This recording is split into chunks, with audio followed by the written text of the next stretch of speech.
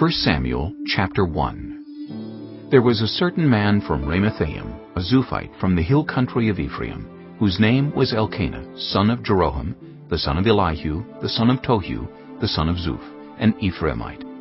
He had 2 wives. One was called Hannah, and the other Peninnah. Peninnah had children, but Hannah had none. Year after year this man went up from his town to worship and sacrifice to the Lord Almighty at Shiloh, where Hophni and Phinehas, the 2 sons of Eli, were priests of the Lord. Whenever the day came for Elkanah to sacrifice, he would give portions of the meat to his wife Peninnah and to all her sons and daughters. But to Hannah he gave a double portion, because he loved her, and the Lord had closed her womb. Because the Lord had closed Hannah's womb, her rival kept provoking her in order to irritate her. This went on year after year. Whenever Hannah went up to the house of the Lord, her rival provoked her till she wept and would not eat. Her husband Elkanah would say to her, "Hannah, why are you weeping? Why don't you eat? Why are you downhearted? Don't I mean more to you than 10 sons?" Once, when they had finished eating and drinking in Shiloh, Hannah stood up. Now Eli the priest was sitting on his chair by the doorpost of the Lord's house. In her deep anguish, Hannah prayed to the Lord, weeping bitterly. And she made a vow, saying, "Lord Almighty, if you will only look on your servant's misery and remember me, and not forget your servant, but give her a son, then I will give him to the Lord for all the days of his life, and no razor will ever be used on his head." As she kept on praying to the Lord, Eli observed her mouth. Hannah was praying in her heart, and her lips were moving, but her voice was not heard. Eli thought she was drunk and said to her, "How long are you going to stay drunk? Put away your wine." "Not so, my lord," Hannah replied. "I am a woman who is deeply troubled. I have not been drinking wine or beer. I was pouring out my soul to the Lord. Do not take your servant for a wicked woman. I have been praying here out of my great anguish and grief." Eli answered, "Go in peace, and may the God of Israel grant you what you have asked of him." She said, "May your servant find favor in your eyes." Then she went her way and ate something, and her face was no longer downcast. Early the next morning they arose and worshipped before the Lord, and then went back to their home at Ramah. Elkanah made love to his wife Hannah, and the Lord remembered her. So in the course of time Hannah became pregnant and gave birth to a son. She named him Samuel, saying, "Because I asked the Lord for him." When her husband Elkanah went up with all his family to offer the annual sacrifice to the Lord and to fulfill his vow, Hannah did not go. She said to her husband, "After the boy is weaned, I will take him and present him before the Lord, and he will live there always." "Do what seems best to you," her husband Elkanah told her. "Stay here until you have weaned him. Only may the Lord make good his word." So the woman stayed at home and nursed her son until she had weaned him. After he was weaned, she took the boy with her, young as he was, along with a 3-year-old bull, an ephah of flour, and a skin of wine, and brought him to the house of the Lord at Shiloh. When the bull had been sacrificed, they brought the boy to Eli, and she said to him, "Pardon me, my lord. As surely as you live, I am the woman who stood here beside you, praying to the Lord. I prayed for this child, and the Lord has granted me what I asked of him. So now I give him to the Lord. For his whole life he will be given over to the Lord." And he worshipped the Lord there. Chapter 2. Then Hannah prayed and said, "My heart rejoices in the Lord. In the Lord my horn is lifted high. My mouth boasts over my enemies, for I delight in your deliverance. There is no one holy like the Lord. There is no one besides you. There is no rock like our God. Do not keep talking so proudly, or let your mouth speak such arrogance. For the Lord is a God who knows, and by him deeds are weighed. The bows of the warriors are broken, but those who stumbled are armed with strength. Those who were full hire themselves out for food, but those who were hungry are hungry no more. She who was barren has borne 7 children, but she who has had many sons pines away. The Lord brings death and makes alive. He brings down to the grave and raises up. The Lord sends poverty and wealth. He humbles and he exalts. He raises the poor from the dust and lifts the needy from the ash heap. He seats them with princes and has them inherit a throne of honor. For the foundations of the earth are the Lord's. On them he has set the world. He will guard the feet of his faithful servants, but the wicked will be silenced in the place of darkness. It is not by strength that one prevails. Those who oppose the Lord will be broken. The Most High will thunder from heaven. The Lord will judge the ends of the earth. He will give strength to his king and exalt the horn of his anointed. Then Elkanah went home to Ramah, but the boy ministered before the Lord under Eli the priest. Eli's sons were scoundrels. They had no regard for the Lord. Now it was the practice of the priests that, whenever any of the people offered a sacrifice, the priest's servant would come with a 3-pronged fork in his hand while the meat was being boiled, and would plunge the fork into the pan or kettle or cauldron or pot. Whatever the fork brought up, the priest would take for himself. This is how they treated all the Israelites who came to Shiloh. But even before the fat was burned, the priest's servant would come and say to the person who was sacrificing, "Give the priest some meat to roast. He won't accept boiled meat from you, but only raw." If the person said to him, "Let the fat be burned first, and then take whatever you want," the servant would answer, "No, hand it over now. If you don't, I'll take it by force." This sin of the young men was very great in the Lord's sight, for they were treating the Lord's offering with contempt. But Samuel was ministering before the Lord, a boy wearing a linen ephod. Each year his mother made him a little robe, and took it to him when she went up with her husband to offer the annual sacrifice. Eli would bless Elkanah and his wife, saying, "May the Lord give you children by this woman, to take the place of the one she prayed for and gave to the Lord." Then they would go home. And the Lord was gracious to Hannah. She gave birth to 3 sons and 2 daughters. Meanwhile, the boy Samuel grew up in the presence of the Lord. Now Eli, who was very old, heard about everything his sons were doing to all Israel, and how they slept with the women who served at the entrance to the tent of meeting. So he said to them, "Why do you do such things? I hear from all the people about these wicked deeds of yours. No, my sons, the report I hear spreading among the Lord's people is not good. If one person sins against another, God may mediate for the offender. But if anyone sins against the Lord, who will intercede for them?" His sons, however, did not listen to their father's rebuke, for it was the Lord's will to put them to death. And the boy Samuel continued to grow in stature and in favor with the Lord and with people. Now a man of God came to Eli and said to him, "This is what the Lord says. Did I not clearly reveal myself to your ancestors' family when they were in Egypt under Pharaoh? I chose your ancestor out of all the tribes of Israel to be my priest, to go up to my altar, to burn incense, and to wear an ephod in my presence.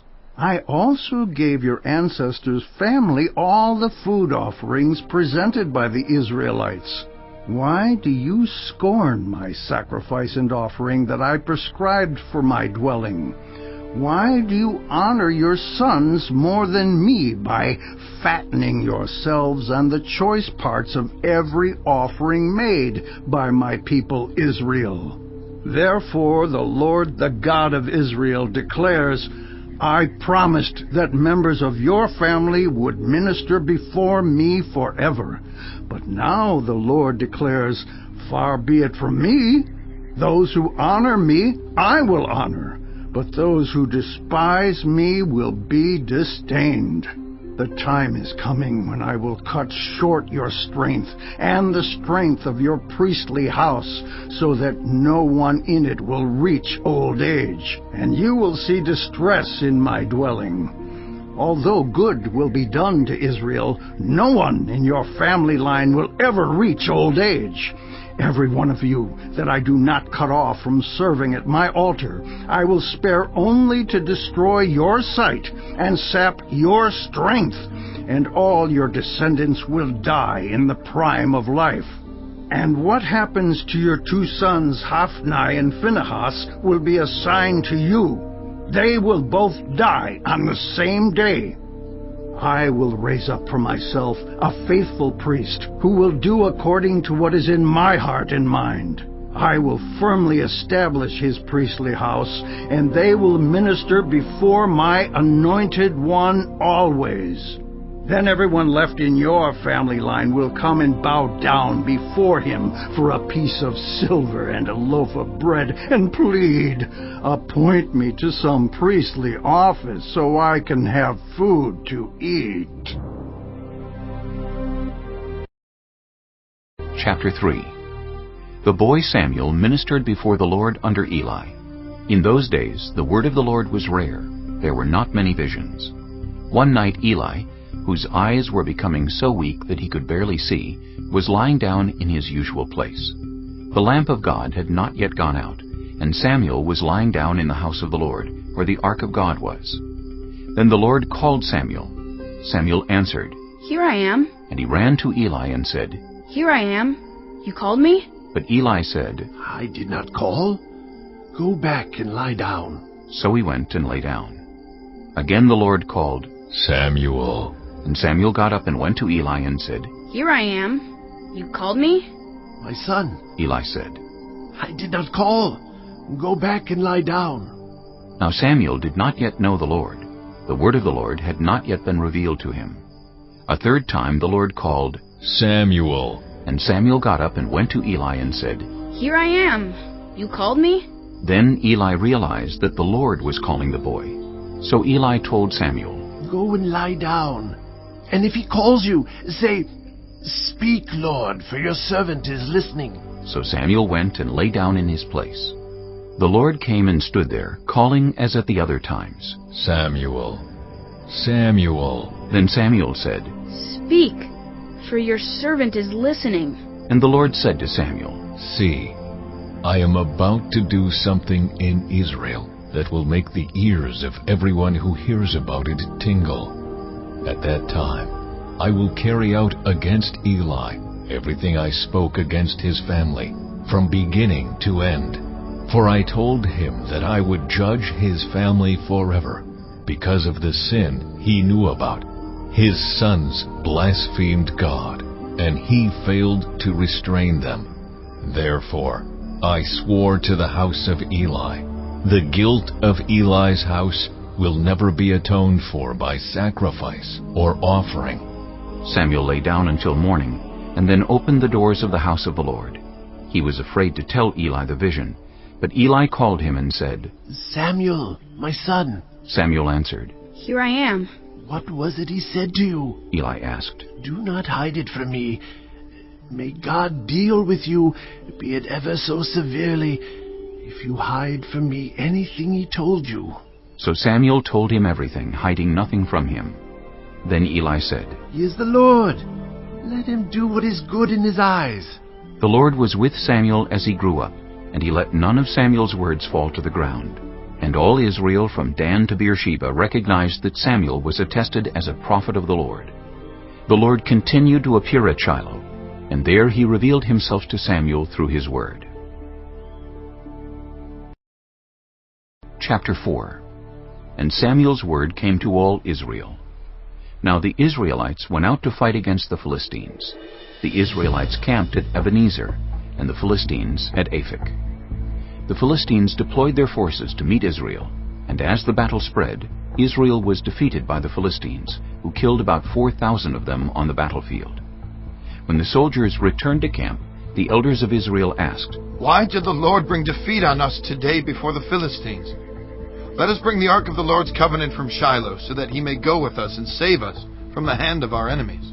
So the people sent men to Shiloh, and they brought back the ark of the covenant of the Lord Almighty, who is enthroned between the cherubim.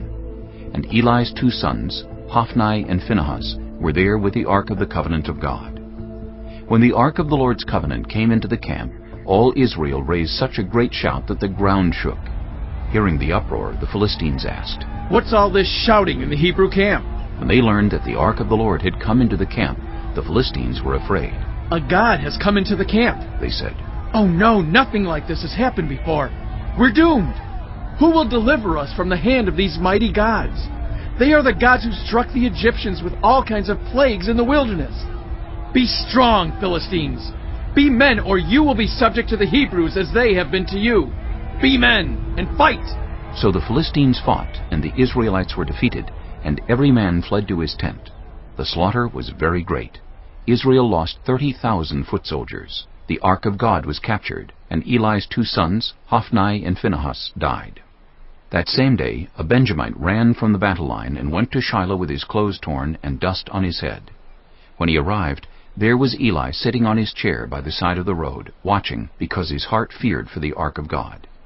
When the man entered the town and told what had happened, the whole town sent up a cry. Eli heard the outcry and asked, "What is the meaning of this uproar?" The man hurried over to Eli, who was 98 years old, and whose eyes had failed so that he could not see. He told Eli, "I have just come from the battle line. I fled from it this very day." Eli asked, "What happened, my son?" The man who brought the news replied, "Israel fled before the Philistines, and the army has suffered heavy losses. Also, your 2 sons, Hophni and Phinehas, are dead, and the ark of God has been captured." When he mentioned the ark of God, Eli fell backward off his chair by the side of the gate. His neck was broken, and he died, for he was an old man, and he was heavy. He had led Israel 40 years. His daughter-in-law, the wife of Phinehas, was pregnant, and near the time of delivery. When she heard the news that the ark of God had been captured, and that her father-in-law and her husband were dead, she went into labor and gave birth, but was overcome by her labor pains. As she was dying, the women attending her said, "Don't despair. You have given birth to a son." But she did not respond or pay any attention. She named the boy Ichabod, saying, "The glory has departed from Israel," because of the capture of the ark of God and the deaths of her father-in-law and her husband. She said, "The glory has departed from Israel, for the ark of God has been captured." Chapter 5. After the Philistines had captured the ark of God, they took it from Ebenezer to Ashdod. Then they carried the ark into Dagon's temple and set it beside Dagon. When the people of Ashdod rose early the next day, there was Dagon, fallen on his face on the ground before the ark of the Lord. They took Dagon and put him back in his place. But the following morning when they rose, there was Dagon, fallen on his face on the ground before the ark of the Lord. His head and hands had been broken off and were lying on the threshold. Only his body remained. That is why, to this day, neither the priests of Dagon nor any others who enter Dagon's temple at Ashdod step on the threshold. The Lord's hand was heavy on the people of Ashdod and its vicinity. He brought devastation on them and afflicted them with tumors. When the people of Ashdod saw what was happening, they said, "The ark of the God of Israel must not stay here with us, because his hand is heavy on us, and on Dagon our God." So they called together all the rulers of the Philistines and asked them, "What shall we do with the ark of the God of Israel?" They answered, "Have the ark of the God of Israel moved to Gath." So they moved the ark of the God of Israel. But after they had moved it, the Lord's hand was against that city, throwing it into a great panic. He afflicted the people of the city, both young and old, with an outbreak of tumors. So they sent the ark of God to Ekron. As the ark of God was entering Ekron, the people of Ekron cried out, "They have brought the ark of the God of Israel around to us, to kill us and our people." So they called together all the rulers of the Philistines and said, "Send the ark of the God of Israel away. Let it go back to its own place, or it will kill us and our people." For death had filled the city with panic. God's hand was very heavy on it. Those who did not die were afflicted with tumors, and the outcry of the city went up to heaven. Chapter 6. When the ark of the Lord had been in Philistine territory 7 months, the Philistines called for the priests and the diviners, and said, "What shall we do with the ark of the Lord? Tell us how we should send it back to its place." They answered, "If you return the ark of the God of Israel, do not send it back to him without a gift. by all means send a guilt offering to him. Then you will be healed, and you will know why his hand has not been lifted from you." The Philistines asked. "What guilt offering should we send to him?" They replied, 5 gold tumors and 5 gold rats, according to the number of the Philistine rulers, because the same plague has struck both you and your rulers. Make models of the tumors and of the rats that are destroying the country, and give glory to Israel's God. Perhaps he will lift his hand from you and your gods and your land. Why do you harden your hearts as the Egyptians and Pharaoh did? When Israel's God dealt harshly with them, did they not send the Israelites out so they could go on their way? Now then, get a new cart ready, with 2 cows that have calved and have never been yoked. Hitch the cows to the cart, but take their calves away and pen them up. Take the ark of the Lord and put it on the cart, and in a chest beside it put the gold objects you are sending back to him as a guilt offering. Send it on its way, but keep watching it. If it goes up to its own territory, toward Beth Shemesh, then the Lord has brought this great disaster on us. But if it does not, then we will know that it was not his hand that struck us, but that it happened to us by chance." So they did this. They took 2 such cows and hitched them to the cart and penned up their calves. They placed the ark of the Lord on the cart, and along with it the chest containing the gold rats and the models of the tumors. Then the cows went straight up toward Beth Shemesh, keeping on the road and lowing all the way. They did not turn to the right or to the left. The rulers of the Philistines followed them as far as the border of Beth Shemesh. Now the people of Beth Shemesh were harvesting their wheat in the valley, and when they looked up and saw the ark, they rejoiced at the sight. The cart came to the field of Joshua of Beth Shemesh, and there it stopped beside a large rock. The people chopped up the wood of the cart and sacrificed the cows as a burnt offering to the Lord. The Levites took down the ark of the Lord, together with the chest containing the gold objects, and placed them on the large rock. On that day, the people of Beth Shemesh offered burnt offerings and made sacrifices to the Lord. The 5 rulers of the Philistines saw all this, and then returned that same day to Ekron. These are the gold tumors the Philistines sent as a guilt offering to the Lord, 1 each for Ashdod, Gaza, Ashkelon, Gath, and Ekron. And the number of the gold rats was according to the number of Philistine towns belonging to the 5 rulers, the fortified towns with their country villages. The large rock on which the Levites set the ark of the Lord is a witness to this day in the field of Joshua of Beth Shemesh. But God struck down some of the inhabitants of Beth Shemesh, putting 70 of them to death, because they looked into the ark of the Lord. The people mourned because of the heavy blow the Lord had dealt them. And the people of Beth Shemesh asked, "Who can stand in the presence of the Lord, this holy God? To whom will the ark go up from here?" Then they sent messengers to the people of Kiriath-Jearim, saying, "The Philistines have returned the ark of the Lord. Come down and take it up to your town."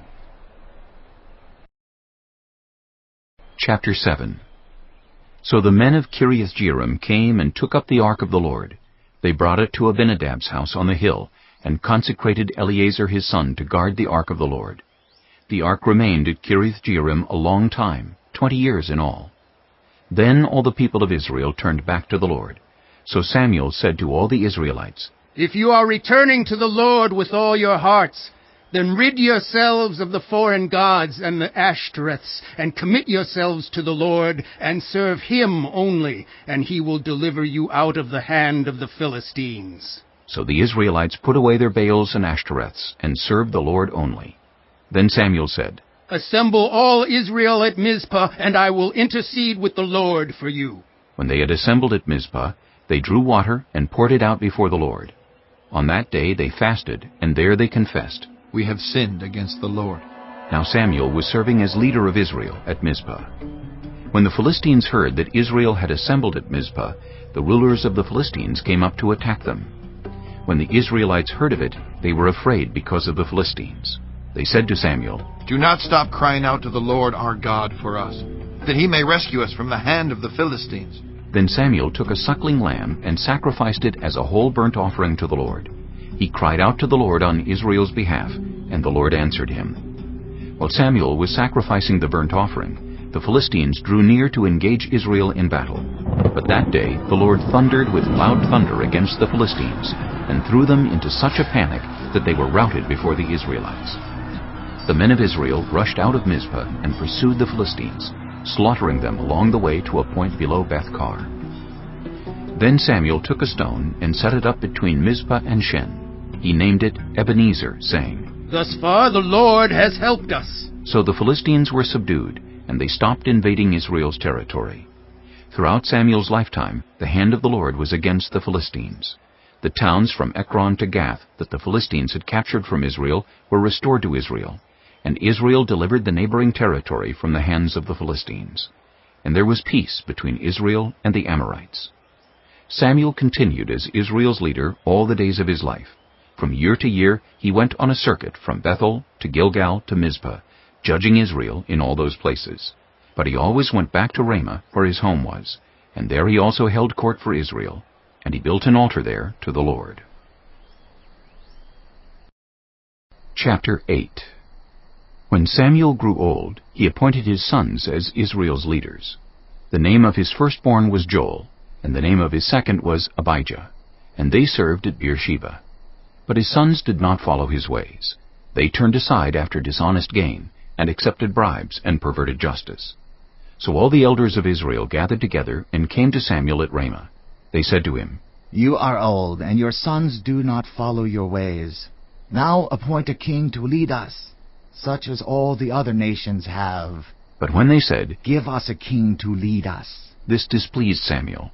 So he prayed to the Lord. And the Lord told him, "Listen to all that the people are saying to you. It is not you they have rejected, but they have rejected me as their king, as they have done from the day I brought them up out of Egypt until this day, forsaking me and serving other gods, so they are doing to you. Now listen to them, but warn them solemnly, and let them know what the king who will reign over them will claim as his rights." Samuel told all the words of the Lord to the people who were asking him for a king. He said, "This is what the king who will reign over you will claim as his rights. He will take your sons and make them serve with his chariots and horses, and they will run in front of his chariots. Some he will assign to be commanders of thousands and commanders of 50s, and others to plow his ground and reap his harvest, and still others to make weapons of war and equipment for his chariots.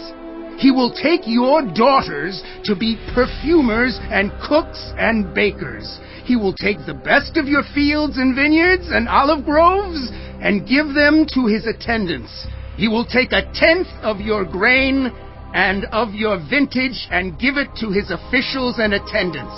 Your male and female servants and the best of your cattle and donkeys he will take for his own use. He will take 1/10 of your flocks, and you yourselves will become his slaves. When that day comes, you will cry out for relief from the king you have chosen, but the Lord will not answer you in that day." But the people refused to listen to Samuel. "No," they said. "We want a king over us. Then we will be like all the other nations, with a king to lead us, and to go out before us and fight our battles." When Samuel heard all that the people said, he repeated it before the Lord. The Lord answered, "Listen to them, and give them a king." Then Samuel said to the Israelites, "Everyone go back to your own town." Chapter 9. There was a Benjamite, a man of standing, whose name was Kish, son of Abiel, the son of Zeror, the son of Bechorath, the son of Aphiah of Benjamin. Kish had a son named Saul, as handsome a young man as could be found anywhere in Israel, and he was a head taller than anyone else. Now the donkeys belonging to Saul's father Kish were lost, and Kish said to his son Saul, "Take one of the servants with you, and go and look for the donkeys." So he passed through the hill country of Ephraim, and through the area around Shalisha, but they did not find them. They went on into the district of Shalem, but the donkeys were not there. Then he passed through the territory of Benjamin, but they did not find them. When they reached the district of Zuph, Saul said to the servant who was with him, "Come, let's go back. My father will stop thinking about the donkeys and start worrying about us." But the servant replied, "Look, in this town there is a man of God. He is highly respected, and everything he says comes true. Let's go there now. Perhaps he will tell us what way to take." Saul said to his servant, "If we go, what can we give the man? The food in our sacks is gone. We have no gift to take to the man of God. What do we have?" The servant answered him again. "Look," he said, "I have a quarter of a shekel of silver. I will give it to the man of God so that he will tell us what way to take." Formerly in Israel, if someone went to inquire of God, they would say, "Come, let us go to the seer," because the prophet of today used to be called a seer. "Good," Saul said to his servant. "Come, let's go." So they set out for the town where the man of God was. As they were going up the hill to the town, they met some young women coming out to draw water, and they asked them, "Is the seer here?" "He is," they answered. "He's ahead of you. Hurry now. He has just come to our town today, for the people have a sacrifice at the high place. As soon as you enter the town, you will find him before he goes up to the high place to eat. The people will not begin eating until he comes, because he must bless the sacrifice. Afterward, those who are invited will eat. Go up now. You should find him about this time." They went up to the town, and as they were entering it, there was Samuel, coming toward them on his way up to the high place. Now the day before Saul came, the Lord had revealed this to Samuel. "About this time tomorrow, I will send you a man from the land of Benjamin. Anoint him ruler over my people Israel. He will deliver them from the hand of the Philistines. I have looked on my people, for their cry has reached me." When Samuel caught sight of Saul, the Lord said to him, "This is the man I spoke to you about. He will govern my people." Saul approached Samuel in the gateway and asked, "Would you please tell me where the seer's house is?" "I am the seer," Samuel replied. "Go up ahead of me to the high place, for today you are to eat with me, and in the morning I will send you on your way, and will tell you all that is in your heart. As for the donkeys you lost 3 days ago, do not worry about them. They have been found.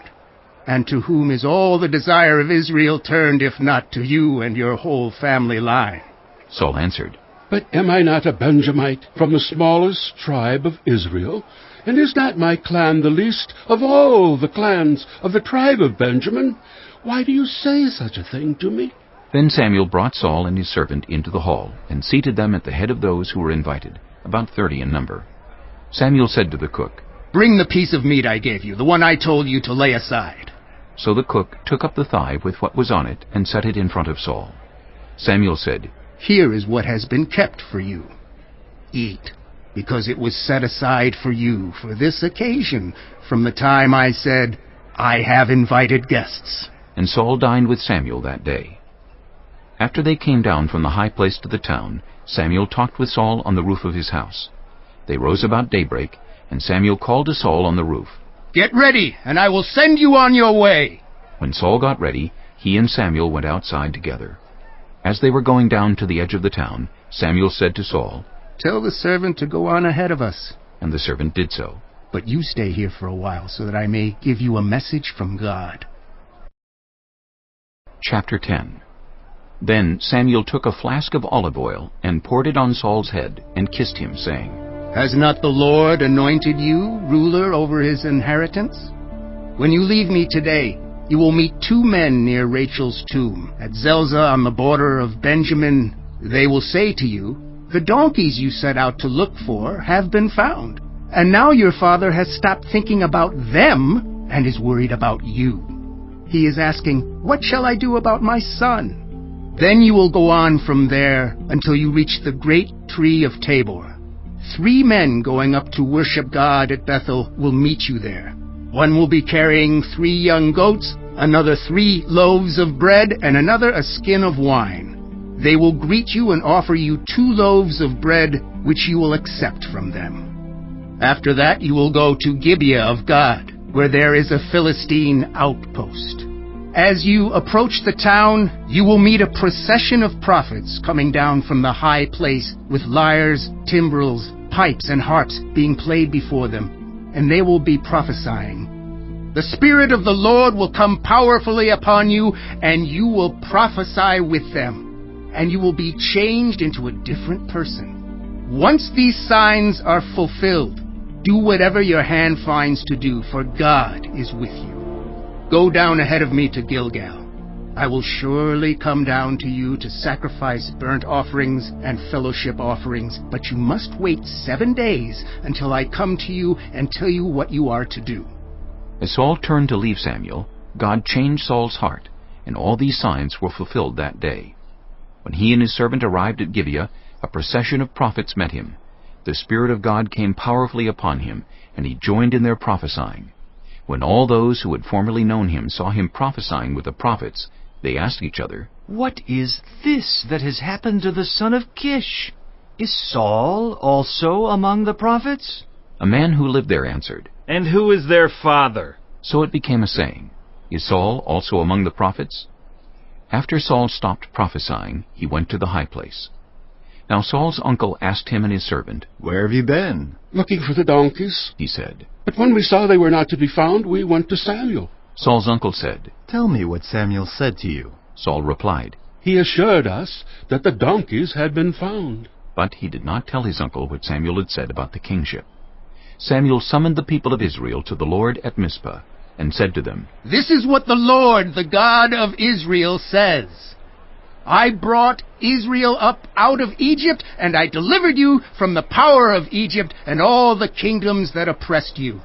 But you have now rejected your God, who saves you out of all your disasters and calamities, and you have said, 'No, appoint a king over us.' So now present yourselves before the Lord by your tribes and clans." When Samuel had all Israel come forward by tribes, the tribe of Benjamin was taken by lot. Then he brought forward the tribe of Benjamin, clan by clan, and Matri's clan was taken. Finally, Saul, son of Kish, was taken. But when they looked for him, he was not to be found. So they inquired further of the Lord, "Has the man come here yet?" And the Lord said, "Yes, he has hidden himself among the supplies." They ran and brought him out, and as he stood among the people, he was a head taller than any of the others. Samuel said to all the people, "Do you see the man the Lord has chosen? There is no one like him among all the people." Then the people shouted, "Long live the king!" Samuel explained to the people the rights and duties of kingship. He wrote them down on a scroll and deposited it before the Lord. Then Samuel dismissed the people to go to their own homes. Saul also went to his home in Gibeah, accompanied by valiant men whose hearts God had touched. But some scoundrels said, "How can this fellow save us?" They despised him and brought him no gifts. But Saul kept silent. Chapter 11.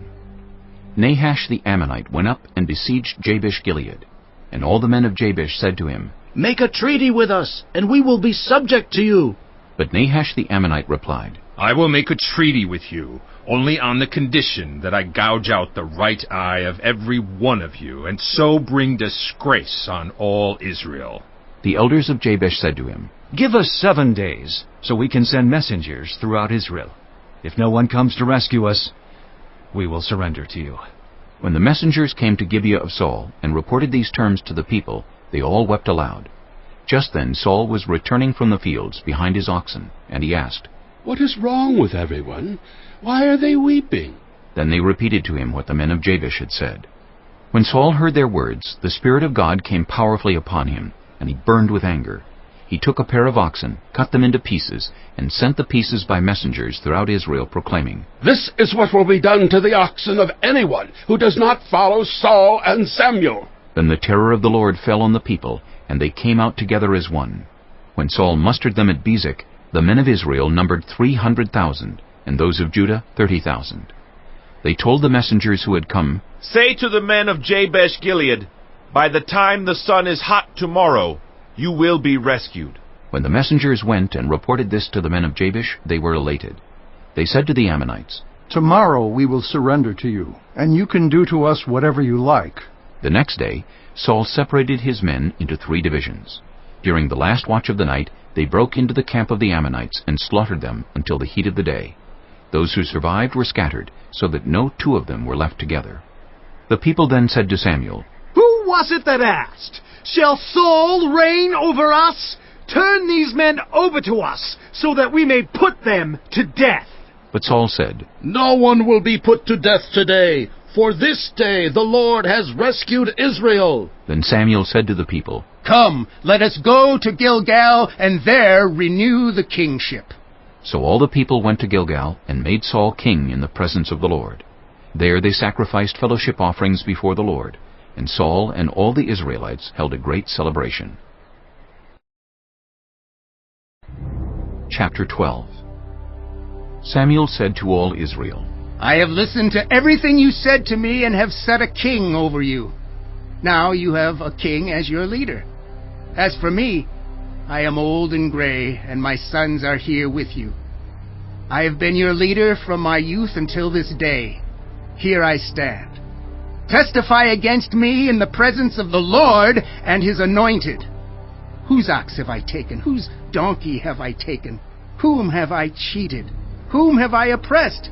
From whose hand have I accepted a bribe to make me shut my eyes? If I have done any of these things, I will make it right.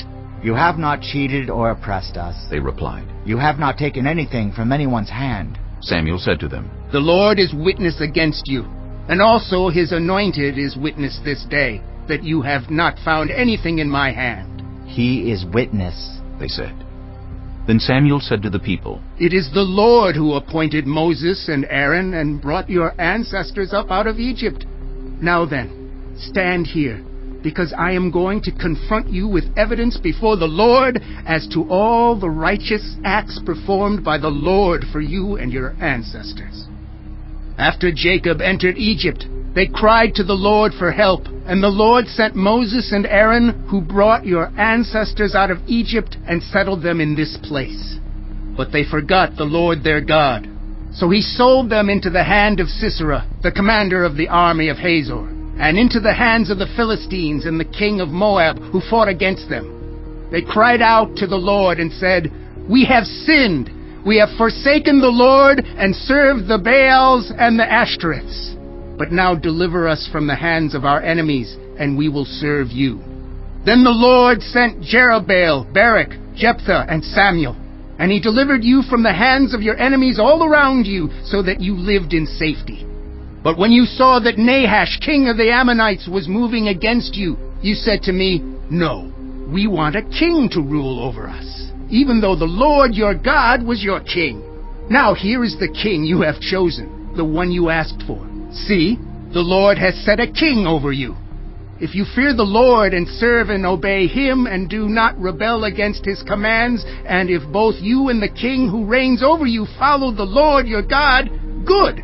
But if you do not obey the Lord, and if you rebel against his commands, his hand will be against you as it was against your ancestors. Now then, stand still and see this great thing the Lord is about to do before your eyes. Is it not wheat harvest now? I will call on the Lord to send thunder and rain, and you will realize what an evil thing you did in the eyes of the Lord when you asked for a king. Then Samuel called on the Lord, and that same day the Lord sent thunder and rain. So all the people stood in awe of the Lord and of Samuel. The people all said to Samuel, Pray to the Lord your God for your servants, so that we will not die. For we have added to all our other sins the evil of asking for a king. Do not be afraid, Samuel replied. You have done all this evil, yet do not turn away from the Lord, but serve the Lord with all your heart. Do not turn away after useless idols. They can do you no good, nor can they rescue you, because they are useless. For the sake of his great name, the Lord will not reject his people, because the Lord was pleased to make you his own. As for me, far be it from me that I should sin against the Lord by failing to pray for you, and I will teach you the way that is good and right. But be sure to fear the Lord and serve him faithfully with all your heart. Consider what great things he has done for you. Yet if you persist in doing evil, both you and your king will perish. Chapter 13. Saul was 30 years old when he became king, and he reigned over Israel 42 years. Saul chose 3,000 men from Israel. 2,000 were with him at Michmash and in the hill country of Bethel, and 1,000 were with Jonathan at Gibeah in Benjamin. The rest of the men he sent back to their homes. Jonathan attacked the Philistine outpost at Geba, and the Philistines heard about it. Then Saul had the trumpet blown throughout the land and said, "Let the Hebrews hear!" So all Israel heard the news. Saul has attacked the Philistine outpost, and now Israel has become obnoxious to the Philistines. And the people were summoned to join Saul at Gilgal. The Philistines assembled to fight Israel with 3,000 chariots, 6,000 charioteers, and soldiers as numerous as the sand on the seashore. They went up and camped at Michmash, east of Bethaven. When the Israelites saw that their situation was critical and that their army was hard-pressed, they hid in caves and thickets, among the rocks, and in pits and cisterns. Some Hebrews even crossed the Jordan to the land of Gad and Gilead. Saul remained at Gilgal, and all the troops with him were quaking with fear. He waited 7 days, the time set by Samuel. But Samuel did not come to Gilgal, and Saul's men began to scatter. So he said, "Bring me the burnt offering and the fellowship offerings." And Saul offered up the burnt offering. Just as he finished making the offering, Samuel arrived, and Saul went out to greet him. "What have you done?" asked Samuel. Saul replied, "When I saw that the men were scattering, and that you did not come at the set time, and that the Philistines were assembling at Michmash, I thought, now the Philistines will come down against me at Gilgal, and I have not sought the Lord's favor, so I felt compelled to offer the burnt offering." "You have done a foolish thing," Samuel said. "You have not kept the command the Lord your God gave you. If you had, He would have established your kingdom over Israel for all time. But now, your kingdom will not endure. The Lord has sought out a man after His own heart and appointed him ruler of His people because you have not kept the Lord's command." Then Samuel left Gilgal and went up to Gibeah in Benjamin. And Saul counted the men who were with him. They numbered about 600. Saul and his son Jonathan and the men with them were staying in Gibeah in Benjamin, while the Philistines camped at Michmash. Raiding parties went out from the Philistine camp in 3 detachments. One turned toward Ophrah in the vicinity of Shual, another toward Beth-horon, and the third toward the borderland overlooking the valley of Zeboim, facing the wilderness. Not a blacksmith could be found in the whole land of Israel, because the Philistines had said, "Otherwise the Hebrews will make swords or spears." So all Israel went down to the Philistines to have their plow points, mattocks, axes, and sickles sharpened. The price was 2/3 of a shekel for sharpening plow points and mattocks, and 1/3 of a shekel for sharpening forks and axes, and for repointing goads. So on the day of the battle, not a soldier with Saul and Jonathan had a sword or spear in his hand. Only Saul and his son Jonathan had them. Now a detachment of Philistines had gone out to the pass at Michmash. Chapter 14. One day, Jonathan, son of Saul, said to his young armor-bearer, "Come, let's go over to the Philistine outpost on the other side." But he did not tell his father.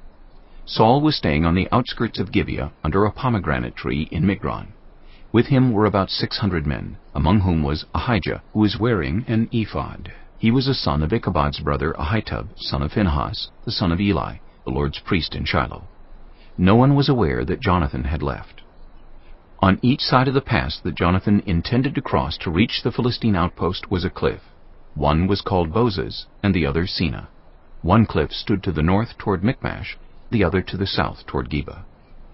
Jonathan said to his young armor-bearer, "Come, let's go over to the outposts of those uncircumcised men. Perhaps the Lord will act in our behalf.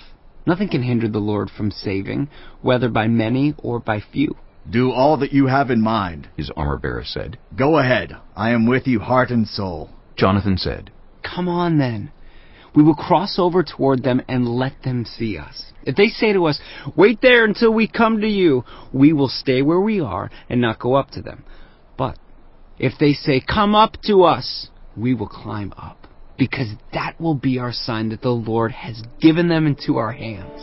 So both of them showed themselves to the Philistine outpost. "Look," said the Philistines, "the Hebrews are crawling out of the holes they were hiding in."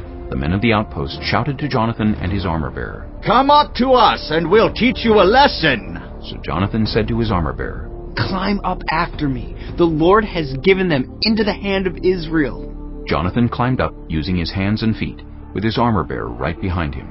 The Philistines fell before Jonathan, and his armor-bearer followed and killed behind him. In that first attack, Jonathan and his armor-bearer killed some 20 men in an area of about half an acre. Then panic struck the whole army, those in the camp and field, and those in the outposts and raiding parties, and the ground shook. It was a panic sent by God. Saul's lookouts at Gibeah in Benjamin saw the army melting away in all directions. Then Saul said to the men who were with him, "Muster the forces, and see who has left us." When they did, it was Jonathan and his armor-bearer who were not there. Saul said to Ahijah, "Bring the ark of God." At that time it was with the Israelites. While Saul was talking to the priest, the tumult in the Philistine camp increased more and more. So Saul said to the priest, "Withdraw your hand." Then Saul and all his men assembled and went to the battle. They found the Philistines in total confusion, striking each other with their swords. Those Hebrews who had previously been with the Philistines and had gone up with them to their camp went over to the Israelites who were with Saul and Jonathan. When all the Israelites who had hidden in the hill country of Ephraim heard that the Philistines were on the run, they joined the battle in hot pursuit. So on that day the Lord saved Israel, and the battle moved on beyond Bethaven. Now the Israelites were in distress that day, because Saul had bound the people under an oath, saying, "Cursed be anyone who eats food before evening comes, before I have avenged myself on my enemies." So none of the troops tasted food. The entire army entered the woods, and there was honey on the ground. When they went into the woods, they saw the honey oozing out. Yet no one put his hand to his mouth, because they feared the oath. But Jonathan had not heard that his father had bound the people with the oath. So he reached out the end of the staff that was in his hand, and dipped it into the honeycomb. He raised his hand to his mouth, and his eyes brightened. Then one of the soldiers told him, "Your father bound the army under a strict oath, saying, 'Cursed be anyone who eats food today.' That is why the men are faint." Jonathan said, "My father has made trouble for the country. See how my eyes brightened when I tasted a little of this honey? How much better it would have been if the men had eaten today some of the plunder they took from their enemies. Would not the slaughter of the Philistines have been even greater?" That day, after the Israelites had struck down the Philistines from Michmash to Aijalon, they were exhausted. They pounced on the plunder, and, taking sheep, cattle, and calves, they butchered them on the ground and ate them, together with the blood. Then someone said to Saul, "Look, the men are sinning against the Lord by eating meat that has blood in it." "You have broken faith," he said. "Roll a large stone over here at once." Then he said, "Go out among the men and tell them, each of you bring me your cattle and sheep, and slaughter them here and eat them. Do not sin against the Lord by eating meat with blood still in it." So everyone brought his ox that night and slaughtered it there. Then Saul built an altar to the Lord. It was the first time he had done this. Saul said, "Let us go down and pursue the Philistines by night, and plunder them till dawn. And let us not leave one of them alive." "Do whatever seems best to you," they replied. But the priest said, "Let us inquire of God here." So Saul asked God, "Shall I go down and pursue the Philistines? Will you give them into Israel's hand?" But God did not answer him that day. Saul therefore said, "Come here, all you who are leaders of the army, and let us find out what sin has been committed today. As surely as the Lord who rescues Israel lives, even if the guilt lies with my son Jonathan, he must die." But not one of them said a word. Saul then said to all the Israelites, "You stand over there. I and Jonathan my son will stand over here." "Do what seems best to you," they replied. Then Saul prayed to the Lord, the God of Israel, "Why have you not answered your servant today? If the fault is in me or my son Jonathan, respond with Joram. But if the men of Israel are at fault, respond with Thummim." Jonathan and Saul were taken by lot, and the men were cleared. Saul said, "Cast the lot between me and Jonathan my son." And Jonathan was taken. Then Saul said to Jonathan, "Tell me what you have done." So Jonathan told him, "I tasted a little honey with the end of my staff, and now I must die." Saul said, "May God deal with me, be it ever so severely, if you do not die, Jonathan." But the men said to Saul, "Should Jonathan die, he who has brought about this great deliverance in Israel? Never! As surely as the Lord lives, not a hair of his head will fall to the ground, for he did this today with God's help." So the men rescued Jonathan, and he was not put to death. Then Saul stopped pursuing the Philistines, and they withdrew to their own land. After Saul had assumed rule over Israel, he fought against their enemies on every side: Moab, the Ammonites, Edom, the kings of Zobah, and the Philistines. Wherever he turned, he inflicted punishment on them. He fought valiantly and defeated the Amalekites, delivering Israel from the hands of those who had plundered them. Saul's sons were Jonathan, Ishvi, and Malchishua. The name of his older daughter was Merab, and that of the younger was Michal. His wife's name was Ahinoam, daughter of Ahimaaz. The name of the commander of Saul's army was Abner, son of Ner, and Ner was Saul's uncle. Saul's father Kish and Abner's father Ner were sons of Abigail. All the days of Saul there was bitter war with the Philistines, and whenever Saul saw a mighty or brave man, he took him into his service. Chapter 15. Samuel said to Saul, I am the one the Lord sent to anoint you king over his people, Israel. So listen now to the message from the Lord. This is what the Lord Almighty says. I will punish the Amalekites for what they did to Israel when they waylaid them as they came up from Egypt. Now go, attack the Amalekites, and totally destroy all that belongs to them. Do not spare them. Put to death men and women, children and infants, cattle and sheep, camels and donkeys. So Saul summoned the men and mustered them at Telaim, 200,000 foot soldiers and 10,000 from Judah. Saul went to the city of Amalek and set an ambush in the ravine. Then he said to the Kenites, Go away! Leave the Amalekites so that I do not destroy you along with them. For you showed kindness to all the Israelites when they came up out of Egypt. So the Kenites moved away from the Amalekites. Then Saul attacked the Amalekites all the way from Havilah to Shur, near the eastern border of Egypt. He took Agag, king of the Amalekites, alive, and all his people he totally destroyed with the sword. But Saul and the army spared Agag and the best of the sheep and cattle, the fat calves and lambs, everything that was good. These they were unwilling to destroy completely, but everything that was despised and weak they totally destroyed. Then the word of the Lord came to Samuel. I regret that I have made Saul king, because he has turned away from me, and has not carried out my instructions. Samuel was angry, and he cried out to the Lord all that night. Early in the morning, Samuel got up and went to meet Saul, but he was told, Saul has gone to Carmel. There he has set up a monument in his own honor, and has turned and gone on down to Gilgal. When Samuel reached him, Saul said, The Lord bless you. I have carried out the Lord's instructions. But Samuel said, What then is this bleating of sheep in my ears? What is this lowing of cattle that I hear? Saul answered, The soldiers brought them from the Amalekites. They spared the best of the sheep and cattle to sacrifice to the Lord your God, but we totally destroyed the rest. Enough, Samuel said to Saul. Let me tell you what the Lord said to me last night. Tell me, Saul replied. Samuel said, Although you were once small in your own eyes, did you not become the head of the tribes of Israel? The Lord anointed you king over Israel, and he sent you on a mission, saying, Go and completely destroy those wicked people, the Amalekites. Wage war against them until you have wiped them out. Why did you not obey the Lord? Why did you pounce on the plunder and do evil in the eyes of the Lord? But I did obey the Lord, Saul said. I went on the mission the Lord assigned to me. I completely destroyed the Amalekites and brought back Agag, their king.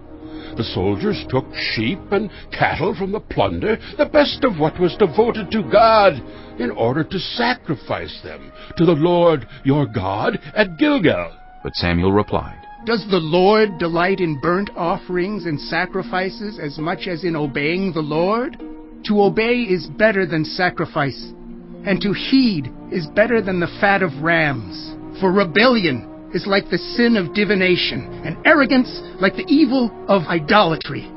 Because you have rejected the word of the Lord, he has rejected you as king. Then Saul said to Samuel, I have sinned. I violated the Lord's command and your instructions. I was afraid of the men, and so I gave in to them. Now I beg you, forgive my sin, and come back with me so that I may worship the Lord. But Samuel said to him, I will not go back with you. You have rejected the word of the Lord, and the Lord has rejected you as king over Israel. As Samuel turned to leave, Saul caught hold of the hem of his robe, and it tore. Samuel said to him, The Lord has torn the kingdom of Israel from you today and has given it to one of your neighbors, to one better than you.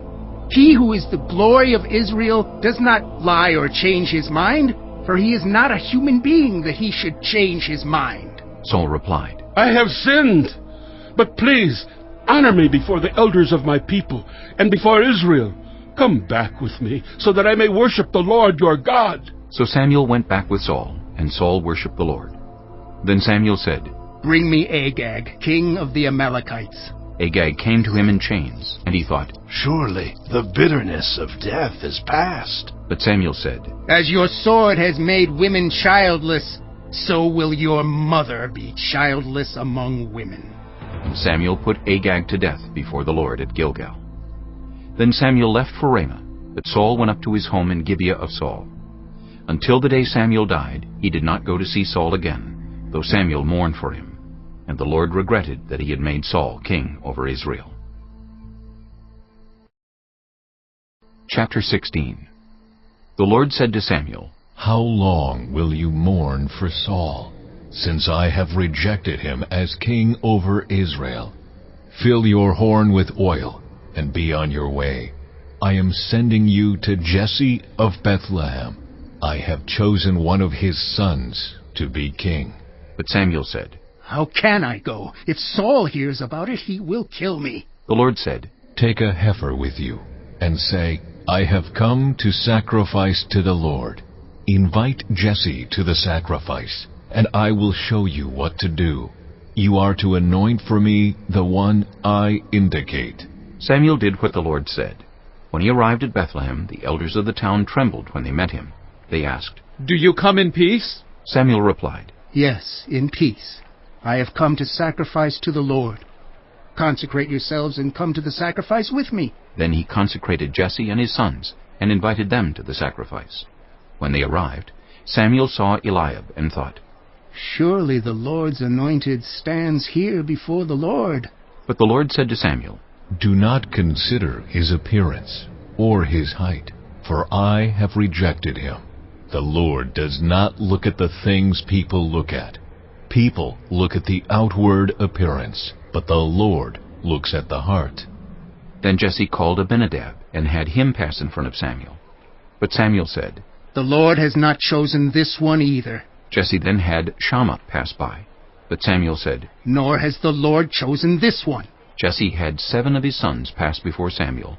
But Samuel said to him, The Lord has not chosen these. So he asked Jesse, Are these all the sons you have? There is still the youngest, Jesse answered. He is tending the sheep. Samuel said, Send for him. We will not sit down until he arrives. So he sent for him, and had him brought in. He was glowing with health, and had a fine appearance and handsome features. Then the Lord said, Rise and anoint him. This is the one. So Samuel took the horn of oil, and anointed him in the presence of his brothers. And from that day on the Spirit of the Lord came powerfully upon David. Samuel then went to Ramah. Now the Spirit of the Lord had departed from Saul, and an evil spirit from the Lord tormented him. Saul's attendant said to him, See, an evil spirit from God is tormenting you. Let our Lord command his servants here to search for someone who can play the lyre. He will play when the evil spirit from God comes on you, and you will feel better. So Saul said to his attendants, Find someone who plays well, and bring him to me. One of the servants answered, I have seen a son of Jesse of Bethlehem who knows how to play the lyre. He is a brave man and a warrior. He speaks well and is a fine-looking man. And the Lord is with him. Then Saul sent messengers to Jesse and said, Send me your son David, who is with the sheep. So Jesse took a donkey loaded with bread, a skin of wine, and a young goat, and sent them with his son David to Saul. David came to Saul and entered his service. Saul liked him very much, and David became one of his armor-bearers. Then Saul sent word to Jesse, saying, Allow David to remain in my service, for I am pleased with him. Whenever the Spirit from God came on Saul, David would take up his lyre and play. Then relief would come to Saul, he would feel better, and the evil spirit would leave him. Chapter 17. Now the Philistines gathered their forces for war, and assembled at Socoh in Judah. they pitched camp at Ephes-dammim between Soko and Azekah. Saul and the Israelites assembled and camped in the valley of Elah and drew up their battle line to meet the Philistines. The Philistines occupied one hill and the Israelites another, with a valley between them. A champion named Goliath, who was from Gath, came out of the Philistine camp. His height was 6 cubits and a span. He had a bronze helmet on his head and wore a coat of scale armor of bronze weighing 5,000 shekels. On his legs he wore bronze greaves, and a bronze javelin was slung on his back. His spear shaft was like a weaver's rod, and its iron point weighed 600 shekels. His shield-bearer went ahead of him. Goliath stood and shouted to the ranks of Israel, "Why do you come out and line up for battle? Am I not a Philistine? And are you not the servants of Saul?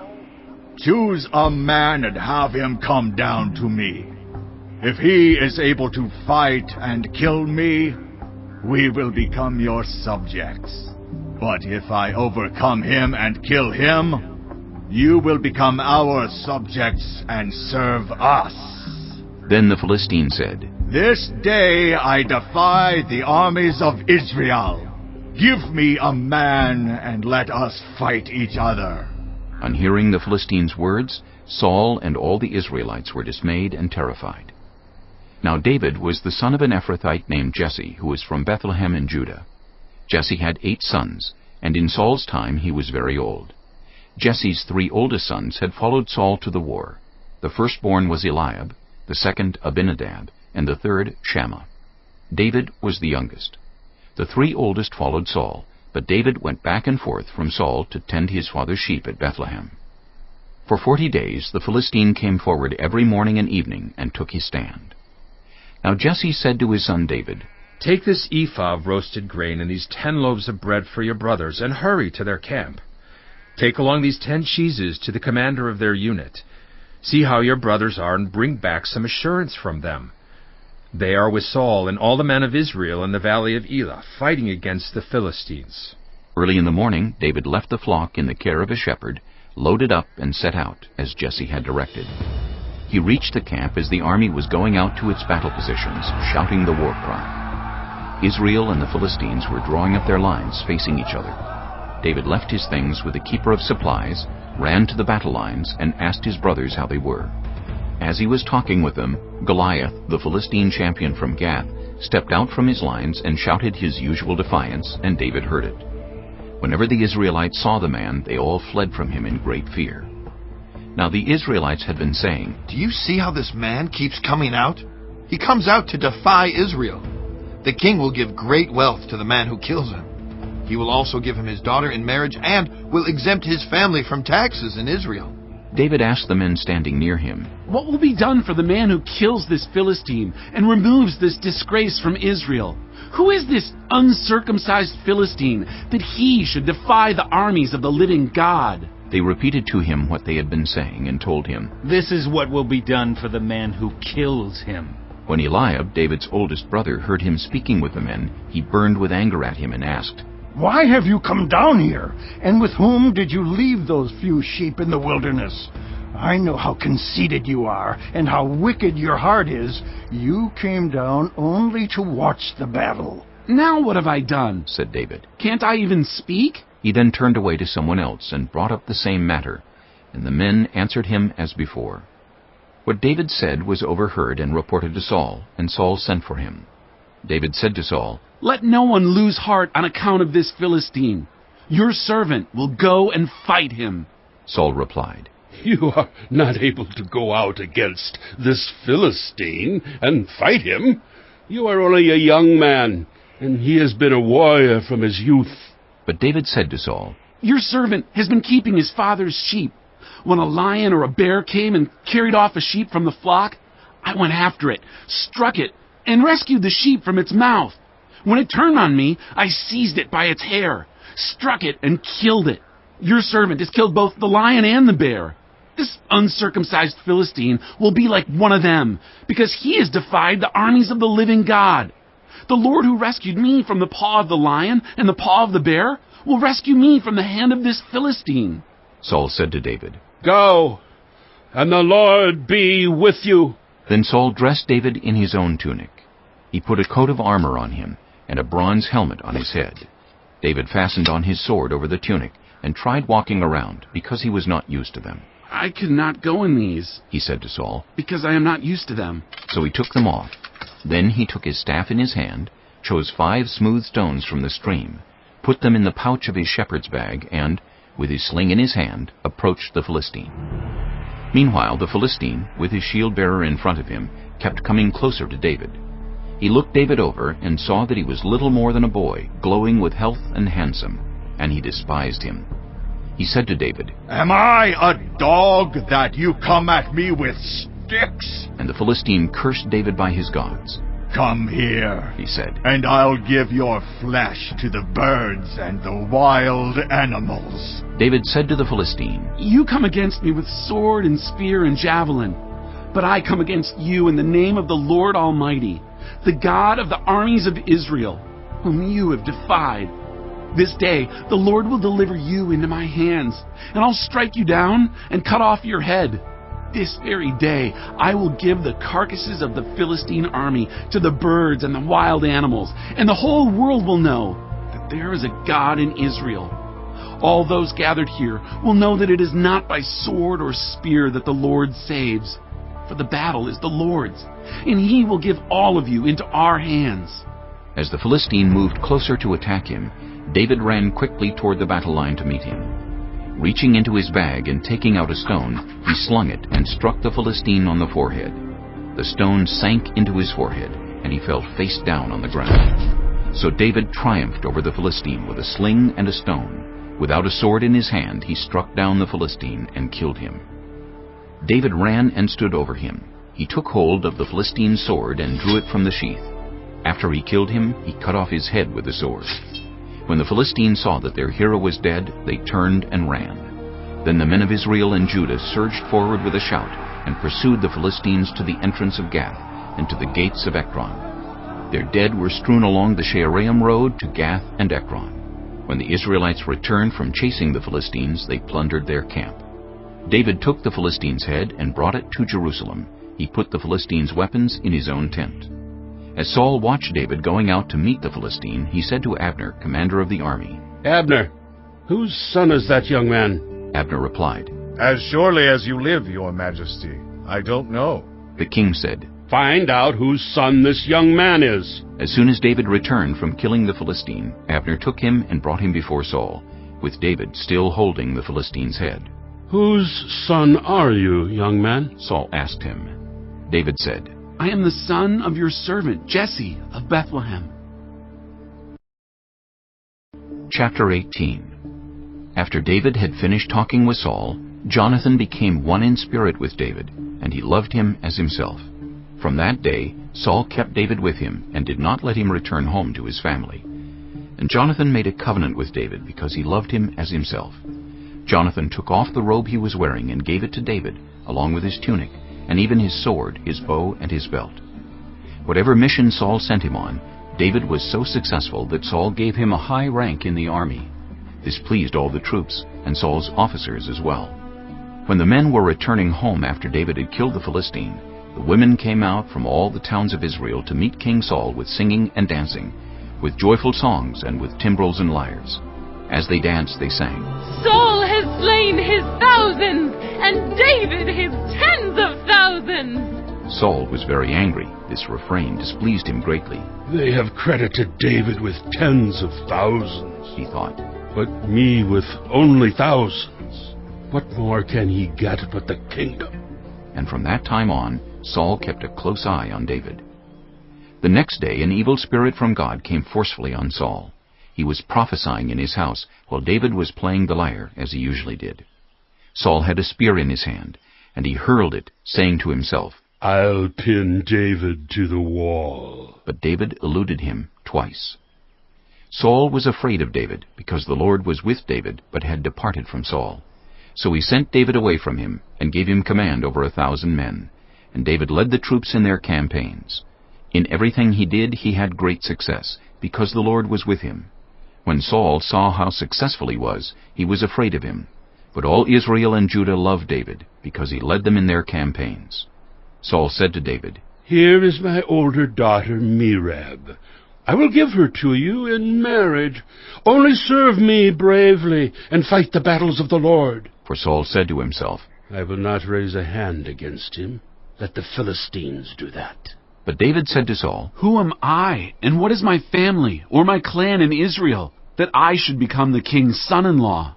So when the time came for Merab, Saul's daughter, to be given to David, she was given in marriage to Adriel of Meholah.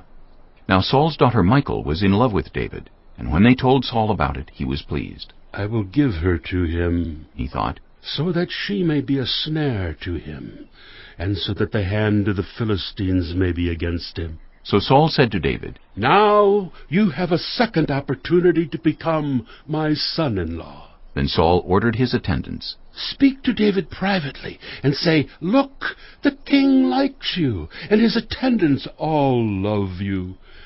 Now become his son-in-law.'" They repeated these words to David, but David said, "Do you think it is a small matter to become the king's son-in-law? I'm only a poor man and little known." When Saul's servants told him what David had said, Saul replied, "Say to David, 'The king wants no other price for the bride than 100 Philistine foreskins, to take revenge on his enemies.'" Saul's plan was to have David fall by the hands of the Philistines. When the attendants told David these things, he was pleased to become the king's son-in-law. So before the allotted time elapsed, David took his men with him and went out and killed 200 Philistines and brought back their foreskins. They counted out the full number to the king, so that David might become the king's son-in-law. Then Saul gave him his daughter Michal in marriage. When Saul realized that the Lord was with David, and that his daughter Michal loved David, Saul became still more afraid of him, and he remained his enemy the rest of his days. The Philistine commanders continued to go out to battle, and as often as they did, David met with more success than the rest of Saul's officers, and his name became well known. Chapter 19. Saul told his son Jonathan and all the attendants to kill David. But Jonathan had taken a great liking to David and warned him, "My father Saul is looking for a chance to kill you. Be on your guard tomorrow morning. Go into hiding and stay there. I will go out and stand with my father in the field where you are. I'll speak to him about you and will tell you what I find out." Jonathan spoke well of David to Saul his father, and said to him, "Let not the king do wrong to his servant David. He has not wronged you, and what he has done has benefited you greatly.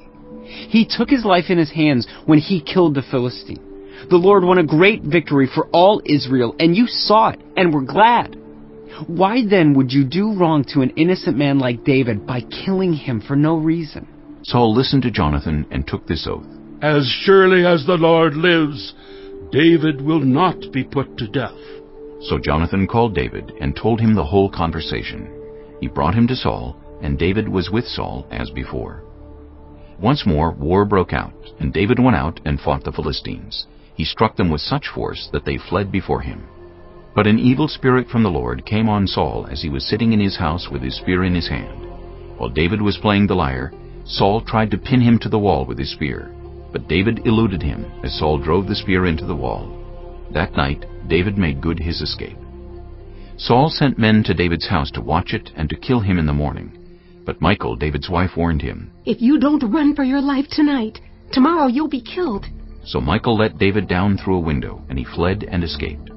Then Michal took an idol and laid it on the bed, covering it with a garment and putting some goat's hair at the head. When Saul sent the men to capture David, Michal said, "He is ill." Then Saul sent the men back to see David and told them, "Bring him up to me in his bed, so that I may kill him." But when the men entered, there was the idol in the bed, and at the head was some goat's hair. Saul said to Michal, "Why did you deceive me like this, and send my enemy away so that he escaped?" Michal told him, "He said to me, 'Let me get away. Why should I kill you?'" When David had fled and made his escape, he went to Samuel at Ramah and told him all that Saul had done to him. Then he and Samuel went to Naioth and stayed there. Word came to Saul, "David is in Naioth at Ramah." So he sent men to capture him. But when they saw a group of prophets prophesying, with Samuel standing there as their leader, the Spirit of God came on Saul's men, and they also prophesied. Saul was told about it, and he sent more men, and they prophesied too. Saul sent men a third time, and they also prophesied. Finally he himself left for Ramah, and went to the great cistern at Siku. And he asked, "Where are Samuel and David?" "Over in Naioth at Ramah," they said. So Saul went to Naioth at Ramah, but the Spirit of God came even on him, and he walked along prophesying until he came to Naioth. He stripped off his garments, and he too prophesied in Samuel's presence. He lay naked all that day and all that night. This is why people say, "Is Saul also among the prophets?" Chapter 20. Then David fled from Naioth at Ramah, and went to Jonathan and asked, "What have I done? What is my crime? How have I wronged your father that he is trying to kill me?" "Never," Jonathan replied. "You are not going to die. Look, my father doesn't do anything, great or small, without letting me know. Why would he hide this from me? It isn't so." But David took an oath and said, "Your father knows very well that I have found favor in your eyes, and he has said to himself, 'Jonathan must not know this, or he will be grieved.' Yet as surely as the Lord lives, and as you live, there is only a step between me and death."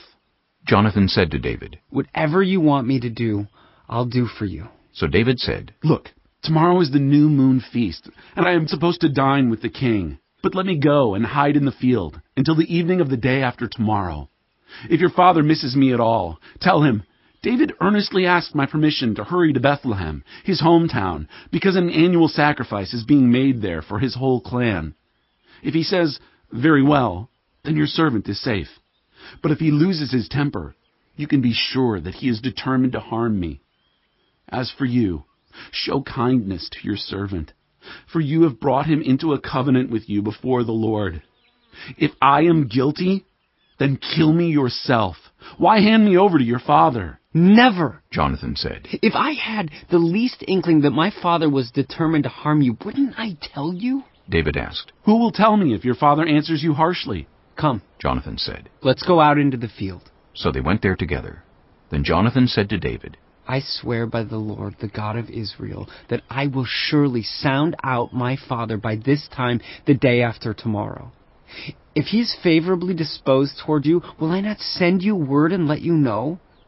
But if my father intends to harm you, may the Lord deal with Jonathan, be it ever so severely, if I do not let you know and send you away in peace. May the Lord be with you, as he has been with my father.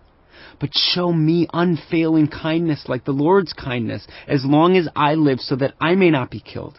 And do not ever cut off your kindness from my family, not even when the Lord has cut off every one of David's enemies from the face of the earth." So Jonathan made a covenant with the house of David, saying, "May the Lord call David's enemies to account." And Jonathan had David reaffirm his oath out of love for him, because he loved him as he loved himself. Then Jonathan said to David, "Tomorrow is the new moon feast. You will be missed because your seat will be empty. The day after tomorrow, toward evening, go to the place where you hid when this trouble began and wait by the stone easel. I will shoot 3 arrows to the side of it as though I were shooting at a target. Then I will send a boy and say, 'Go find the arrows.' If I say to him, 'Look, the arrows are on this side of you, bring them here,' then come. Because as surely as the Lord lives, you are safe. There is no danger. But if I say to the boy, 'Look, the arrows are beyond you,' then you must go, because the Lord has sent you away. And about the matter you and I discussed, remember, the Lord is witness between you and me forever."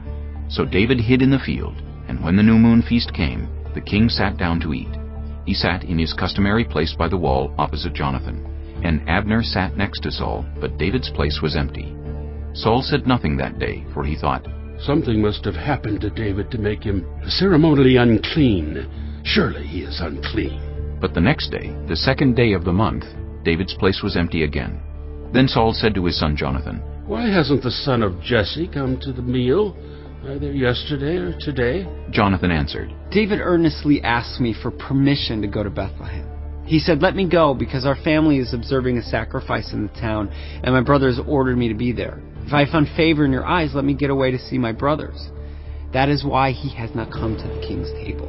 Saul's anger flared up at Jonathan, and he said to him, "You son of a perverse and rebellious woman, don't I know that you have sided with the son of Jesse to your own shame, and to the shame of the mother who bore you? As long as the son of Jesse lives on this earth, neither you nor your kingdom will be established. Now send someone to bring him to me, for he must die." Why should he be put to death?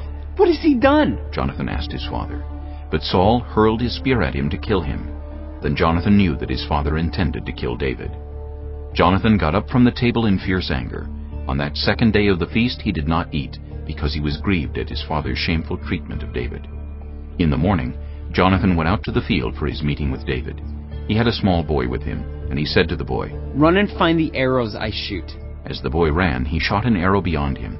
When the boy came to the place where Jonathan's arrow had fallen, Jonathan called out after him, "Isn't the arrow beyond you?" Then he shouted, "Hurry, go quickly, don't stop!" The boy picked up the arrow and returned to his master.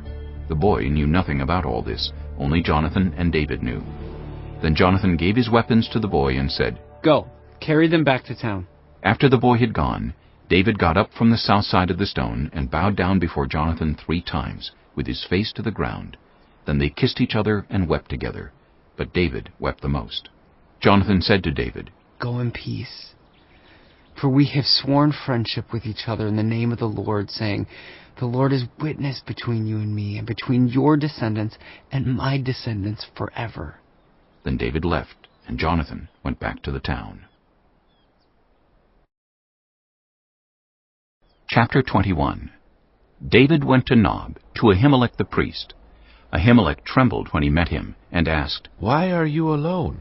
Why is no one with you?" David answered Ahimelech the priest, "The king sent me on a mission and said to me, 'No one is to know anything about the mission I am sending you on. As for my men, I've told them to meet me at a certain place. Now then, what do you have on hand? Give me 5 loaves of bread, or whatever you can find." But the priest answered David, "I don't have any ordinary bread on hand. However, there is some consecrated bread here, provided the men have kept themselves from women." David replied, "Indeed, women have been kept from us, as usual whenever I set out. The men's bodies are holy, even on missions that are not holy. How much more so today?" So the priest gave him the consecrated bread, since there was no bread there except the bread of the presence that had been removed from before the Lord and replaced by hot bread on the day it was taken away. Now one of Saul's servants was there that day, detained before the Lord. He was Doeg the Edomite, Saul's chief shepherd. David asked Ahimelech, "Don't you have a spear or a sword here? I haven't brought my sword or any other weapon, because the king's mission was urgent." The priest replied, "The sword of Goliath the Philistine, whom you killed in the valley of Elah, is here. It is wrapped in a cloth behind the ephod. If you want it, take it. There is no sword here but that one." David said, "There is none like it. Give it to me."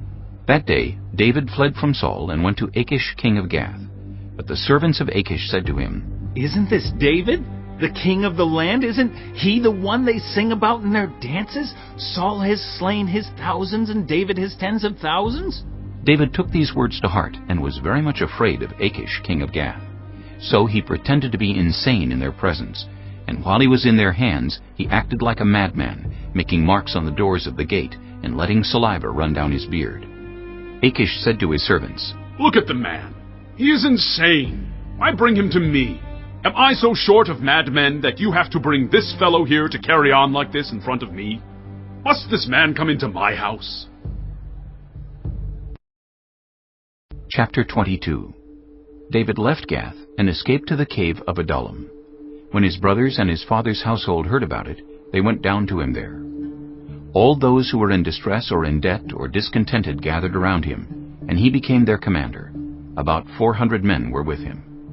From there David went to Mizpah in Moab, and said to the king of Moab, "Would you let my father and mother come and stay with you until I learn what God will do for me?" So he left them with the king of Moab, and they stayed with him as long as David was in the stronghold. But the prophet Gad said to David, "Do not stay in the stronghold. Go into the land of Judah." So David left and went to the forest of Hereth. Now Saul heard that David and his men had been discovered, and Saul was seated, spear in hand, under the tamarisk tree on the hill at Gibeah, with all his officials standing at his side. He said to them, Listen, men of Benjamin. Will the son of Jesse give all of you fields and vineyards? Will he make all of you commanders of thousands and commanders of hundreds? Is that why you have all conspired against me? No one tells me when my son makes a covenant with the son of Jesse. None of you is concerned about me, or tells me that my son has incited my servant to lie in wait for me, as he does today. But Doeg the Edomite, who was standing with Saul's officials, said, I saw the son of Jesse come to Ahimelech, son of Ahitub, at Nob. Ahimelech inquired of the Lord for him. He also gave him provisions, and the sword of Goliath the Philistine. Then the king sent for the priest Ahimelech, son of Ahitub, and all the men of his family who were the priests at Nob. And they all came to the king. Saul said, Listen now, son of Ahitub. Yes, my lord, he answered. Saul said to him, Why have you conspired against me, you and the son of Jesse, giving him bread and a sword, and inquiring of God for him, so that he has rebelled against me, and lies in wait for me, as he does today? Ahimelech answered the king, Who of all your servants is as loyal as David, the king's son-in-law, captain of your bodyguard, and highly respected in your household? Was that day the first time I inquired of God for him? Of course not. Let not the king accuse your servant or any of his father's family, for your servant knows nothing at all about this whole affair. But the king said, You will surely die, Ahimelech, you and your whole family. Then the king ordered the guards at his side, Turn and kill the priests of the Lord, because they too have sided with David. They knew he was fleeing, yet they did not tell me. But the king's officials were unwilling to raise a hand to strike the priests of the Lord. The king then ordered Doeg, You, turn and strike down the priests. So Doeg the Edomite turned and struck them down. That day he killed 85 men who wore the linen ephod. He also put to the sword Nob, the town of the priests, with its men and women, its children and infants, and its cattle, donkeys, and sheep. But one son of Ahimelech, son of Ahitub, named Abiathar, escaped, and fled to join David. He told David that Saul had killed the priests of the Lord. Then David said to Abiathar, That day, when Doeg the Edomite was there, I knew he would be sure to tell Saul, I am responsible for the death of your whole family. Stay with me. Don't be afraid. The man who wants to kill you is trying to kill me too. You will be safe with me. Chapter 23. When David was told, Look, the Philistines are fighting against Keilah and are looting the threshing floors, he inquired of the Lord, saying, Shall I go and attack these Philistines? The Lord answered him, Go, attack the Philistines and save Keilah. But David's men said to him, Here in Judah we are afraid. How much more then if we go to Keilah against the Philistine forces? Once again David inquired of the Lord, and the Lord answered him, Go down to Keilah, for I am going to give the Philistines into your hand. So David and his men went to Keilah, fought the Philistines, and carried off their livestock. He inflicted heavy losses on the Philistines, and saved the people of Keilah.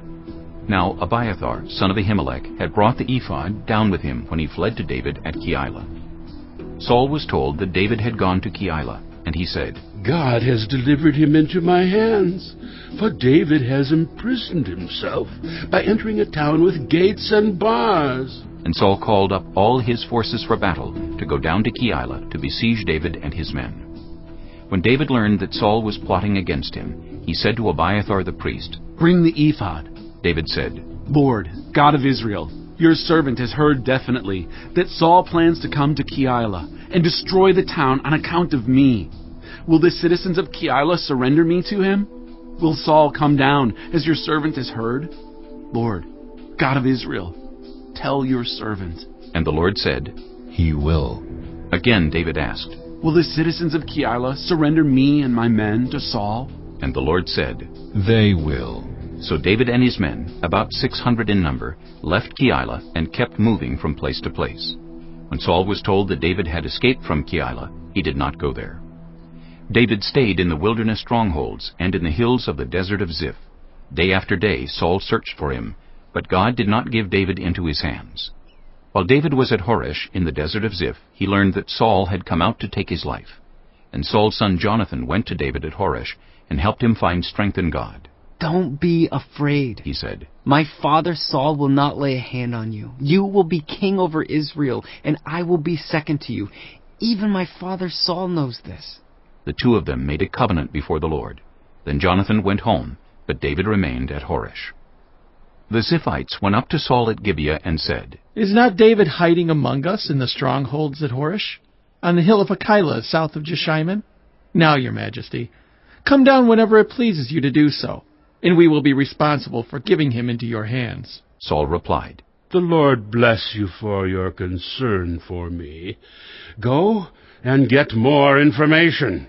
Find out where David usually goes and who has seen him there. They tell me he is very crafty. Find out about all the hiding places he uses, and come back to me with definite information. Then I will go with you. If he is in the area, I will track him down among all the clans of Judah." So they set out and went to Ziph ahead of Saul. Now David and his men were in the desert of Maon in the Arabah south of Jeshimon. Saul and his men began the search, and when David was told about it, he went down to the rock and stayed in the desert of Maon. When Saul heard this, he went into the desert of Maon in pursuit of David. Saul was going along one side of the mountain, and David and his men were on the other side, hurrying to get away from Saul. As Saul and his forces were closing in on David and his men to capture them, a messenger came to Saul, saying, "Come quickly, the Philistines are raiding the land!" Then Saul broke off his pursuit of David and went to meet the Philistines. That is why they call this place Selah Hamaleketh. And David went up from there and lived in the strongholds of En-gedi.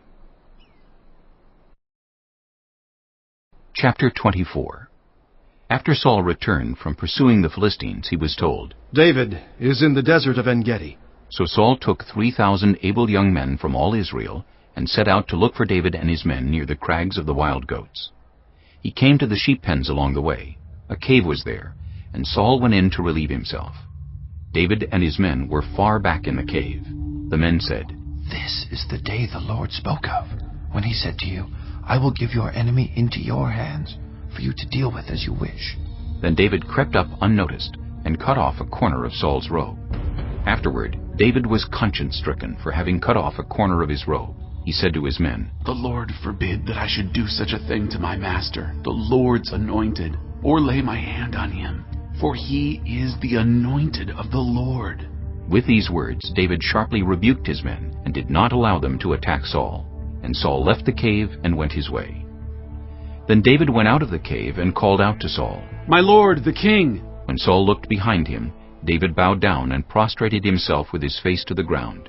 He said to Saul, "Why do you listen when men say, 'David is bent on harming you'? This day you have seen with your own eyes how the Lord delivered you into my hands in the cave. Some urged me to kill you, but I spared you. I said, 'I will not lay my hand on my Lord, because he is the Lord's anointed.' See, my father, look at this piece of your robe in my hand. I cut off the corner of your robe, but did not kill you. See that there is nothing in my hand to indicate that I am guilty of wrongdoing or rebellion. I have not wronged you, but you are hunting me down to take my life. May the Lord judge between you and me, and may the Lord avenge the wrongs you have done to me. But my hand will not touch you. As the old saying goes, 'From evildoers come evil deeds.' So my hand will not touch you. Against whom has the king of Israel come out? Who are you pursuing? A dead dog? A flea? May the Lord be our judge and decide between us. May he consider my cause and uphold it. May he vindicate me by delivering me from your hand." When David finished saying this, Saul asked, "Is that your voice, David, my son?" And he wept aloud. "You are more righteous than I," he said. "You have treated me well, but I have treated you badly. You have just now told me about the good you did to me. The Lord delivered me into your hands, but you did not kill me. When a man finds his enemy, does he let him get away unharmed? May the Lord reward you well for the way you treated me today. I know that you will surely be king, that the kingdom of Israel will be established in your hands. Now swear to me by the Lord that you will not kill off my descendants or wipe out my name from my father's family." So David gave his oath to Saul. Then Saul returned home, but David and his men went up to the stronghold.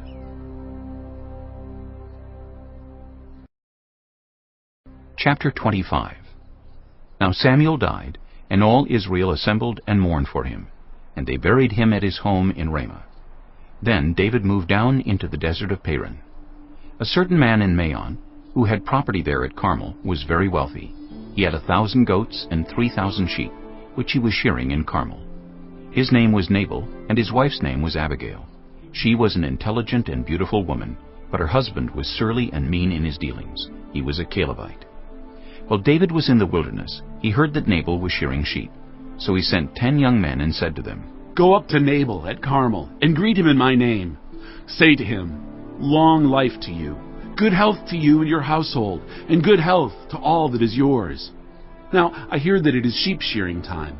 When your shepherds were with us, we did not mistreat them, and the whole time they were at Carmel, nothing of theirs was missing. Ask your own servants, and they will tell you. Therefore, be favorable toward my men, since we come at a festive time. Please give your servants and your son David whatever you can find for them." When David's men arrived, they gave Nabal this message in David's name. Then they waited.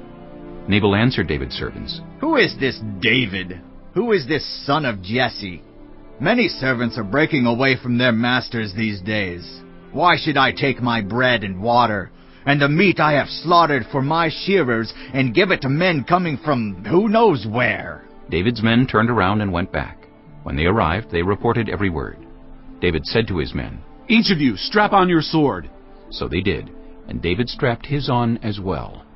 About 400 men went up with David, while 200 stayed with the supplies.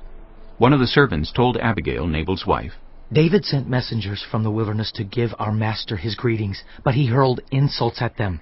Yet these men were very good to us. They did not mistreat us, and the whole time we were out in the fields near them, nothing was missing. Night and day they were a wall around us the whole time we were herding our sheep near them. Now think it over and see what you can do, because disaster is hanging over our master and his whole household. He is such a wicked man that no one can talk to him." Abigail acted quickly. She took 200 loaves of bread, 2 skins of wine, 5 dressed sheep, 5 seahs of roasted grain, 100 cakes of raisins, and 200 cakes of pressed figs, and loaded them on donkeys. Then she told her servants, "Go on ahead. I'll follow you." But she did not tell her husband Nabal. As she came riding her donkey into a mountain ravine, there were David and his men descending toward her, and she met them. David had just said, "It's been useless, all my watching over this fellow's property in the wilderness, so that nothing of his was missing. He has paid me back evil for good. May God deal with David, be it ever so severely, if by morning I leave alive one male of all who belong to him." When Abigail saw David, she quickly got off her donkey and bowed down before David with her face to the ground. She fell at his feet and said, "Pardon your servant, my lord, and let me speak to you. Hear what your servant has to say. Please pay no attention, my lord, to that wicked man Nabal. He is just like his name. His name means fool, and folly goes with him. And as for me, your servant, I did not see the men my lord sent. And now, my lord, as surely as the Lord your God lives, and as you live, since the Lord has kept you from bloodshed, and from avenging yourself with your own hands, may your enemies and all who are intent on harming my lord be like Nabal. And let this gift, which your servant has brought to my lord, be given to the men who follow you. Please forgive your servant's presumption. The Lord your God will certainly make a lasting dynasty for my lord, because you fight the Lord's battles, and no wrongdoing will be found in you as long as you live. Even though someone is pursuing you to take your life, the life of my lord will be bound securely in the bundle of the living by the Lord your God. But the lives of your enemies he will hurl away as from the pocket of a sling. When the Lord has fulfilled for my lord every good thing he promised concerning him, and has appointed him ruler over Israel, my lord will not have on his conscience the staggering burden of needless bloodshed, or of having avenged himself. And when the Lord your God has brought my lord success, remember your servant." David said to Abigail, "Praise be to the Lord, the God of Israel, who has sent you today to meet me. May you be blessed for your good judgment, and for keeping me from bloodshed this day, and from avenging myself with my own hands. Otherwise, as surely as the Lord, the God of Israel, lives, who has kept me from harming you, if you had not come quickly to meet me, not one male belonging to Nabal would have been left alive by daybreak." Then David accepted from her hand what she had brought him and said, "Go home in peace. I have heard your words and granted your request." When Abigail went to Nabal, he was in the house holding a banquet like that of a king. He was in high spirits and very drunk. So she told him nothing at all until daybreak. Then in the morning, when Nabal was sober, his wife told him all these things, and his heart failed him, and he became like a stone. About 10 days later, the Lord struck Nabal, and he died. When David heard that Nabal was dead, he said, "Praise be to the Lord, who has upheld my cause against Nabal for treating me with contempt. He has kept his servant from doing wrong, and has brought Nabal's wrongdoing down on his own head." Then David sent word to Abigail, asking her to become his wife. His servants went to Carmel and said to Abigail, "David has sent us to you, to take you to become his wife." She bowed down with her face to the ground and said, "I am your servant, and am ready to serve you and wash the feet of my lord's servants." Abigail quickly got on a donkey, and attended by her 5 female servants, went with David's messengers and became his wife. David had also married Ahinoam of Jezreel, and they both were his wives. But Saul had given his daughter Michal, David's wife, to Paltiel, son of Laish, who was from Galim. Chapter 26. The Ziphites went to Saul at Gibeah and said, "Is not David hiding on the hill of Keilah, which faces Jeshimon?" So Saul went down to the desert of Ziph with his 3,000 select Israelite troops to search there for David. Saul made his camp beside the road on the hill of Keilah, facing Jeshimon. But David stayed in the wilderness. When he saw that Saul had followed him there, he sent out scouts and learned that Saul had definitely arrived. Then David set out and went to the place where Saul had camped. He saw where Saul and Abner, son of Ner, the commander of the army, had lain down. Saul was lying inside the camp, with the army encamped around him. David then asked Ahimelech the Hittite and Abishai, son of Zeruiah, Joab's brother, "Who will go down into the camp with me, to Saul?" "I'll go with you," said Abishai. So David and Abishai went to the army by night, and there was Saul, lying asleep inside the camp, with his spear stuck in the ground near his head. Abner and the soldiers were lying around him. Abishai said to David, "Today God has delivered your enemy into your hands. Now let me pin him to the ground with one thrust of the spear. I won't strike him twice." But David said to Abishai, "Don't destroy him. Who can lay a hand on the Lord's anointed and be guiltless?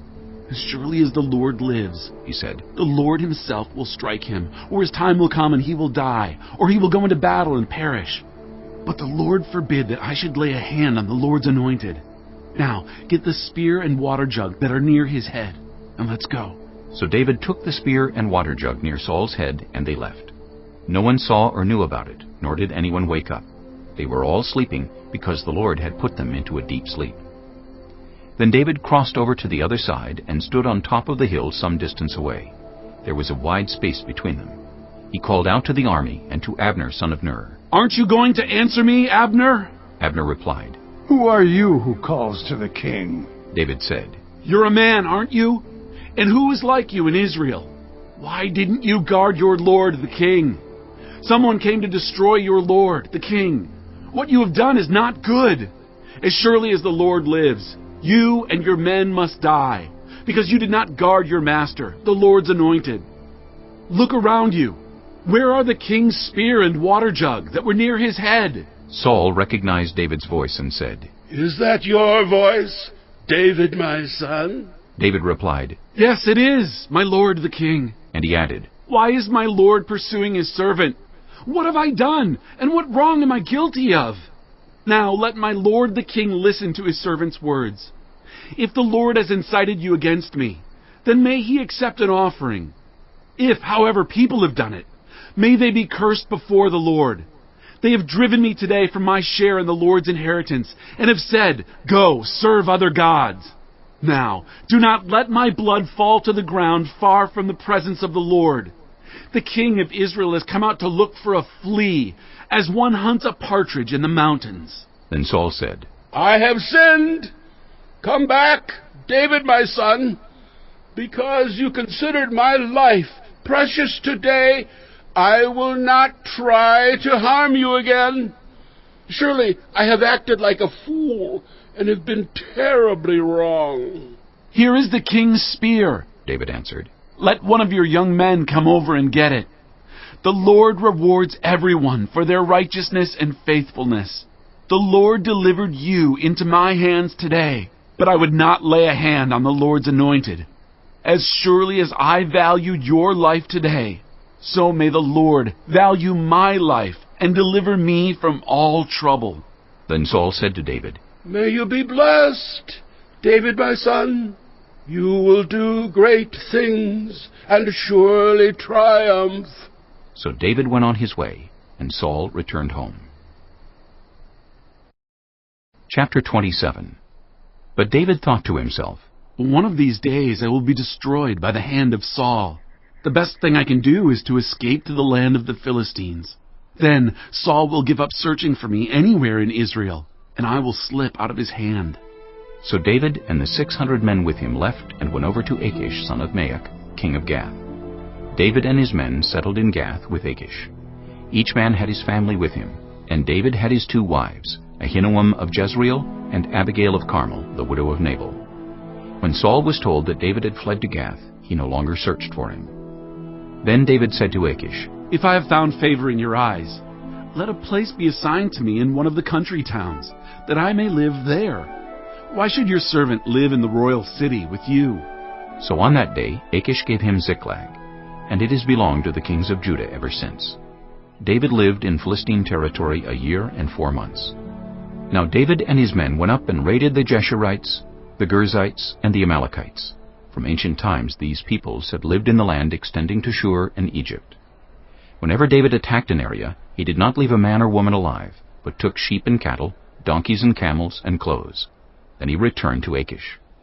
When Achish asked, "Where did you go raiding today?" David would say, "Against the Negev of Judah," or "Against the Negev of Jerahmeel," or "Against the Negev of the Kenites." He did not leave a man or woman alive to be brought to Gath, for he thought, "They might inform on us and say, 'This is what David did.'" And such was his practice as long as he lived in Philistine territory. Achish trusted David and said to himself, "He has become so obnoxious to his people, the Israelites, that he will be my servant for life." Chapter 28. In those days the Philistines gathered their forces to fight against Israel. Achish said to David, "You must understand that you and your men will accompany me in the army." David said, "Then you will see for yourself what your servant can do." Achish replied, "Very well. I will make you my bodyguard for life." Now Samuel was dead, and all Israel had mourned for him, and buried him in his own town of Ramah. Saul had expelled the mediums and spiritists from the land. The Philistines assembled, and came and set up camp at Shunem, while Saul gathered all Israel, and set up camp at Gilboa. When Saul saw the Philistine army, he was afraid. Terror filled his heart. He inquired of the Lord, but the Lord did not answer him by dreams, or Urim, or prophets. Saul then said to his attendants, "Find me a woman who is a medium, so I may go and inquire of her." "There is one in Endor," they said. So Saul disguised himself, putting on other clothes, and at night he and 2 men went to the woman. "Consult a spirit for me," he said, "and bring up for me the one I name." But the woman said to him, "Surely you know what Saul has done. He has cut off the mediums and spiritists from the land. Why have you set a trap for my life, to bring about my death?" Saul swore to her by the Lord, "As surely as the Lord lives, you will not be punished for this." Then the woman asked, "Whom shall I bring up for you?" "Bring up Samuel," he said. When the woman saw Samuel, she cried out at the top of her voice and said to Saul, "Why have you deceived me? You are Saul." The king said to her, "Don't be afraid. What do you see?" The woman said, "I see a ghostly figure coming up out of the earth." "What does he look like?" he asked. An old man wearing a robe is coming up, she said. Then Saul knew it was Samuel, and he bowed down and prostrated himself with his face to the ground. Samuel said to Saul, "Why have you disturbed me by bringing me up?" "I am in great distress," Saul said. "The Philistines are fighting against me, and God has departed from me. He no longer answers me, either by prophets or by dreams. So I have called on you to tell me what to do." Samuel said, "Why do you consult me, now that the Lord has departed from you and become your enemy? The Lord has done what he predicted through me. The Lord has torn the kingdom out of your hands and given it to one of your neighbors, to David. Because you did not obey the Lord or carry out his fierce wrath against the Amalekites, the Lord has done this to you today. The Lord will deliver both Israel and you into the hands of the Philistines, and tomorrow you and your sons will be with me. The Lord will also give the army of Israel into the hands of the Philistines." Immediately Saul fell full length on the ground, filled with fear because of Samuel's words. His strength was gone, for he had eaten nothing all that day and all that night.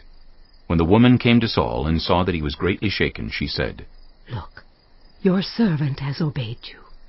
I took my life in my hands and did what you told me to do. Now please, listen to your servant, and let me give you some food so you may eat and have the strength to go on your way." He refused and said, "I will not eat." But his men joined the woman in urging him, and he listened to them. He got up from the ground and sat on the couch. The woman had a fattened calf at the house, which she butchered at once. She took some flour, kneaded it, and baked bread without yeast. Then she set it before Saul and his men, and they ate. That same night they got up and left. Chapter 29.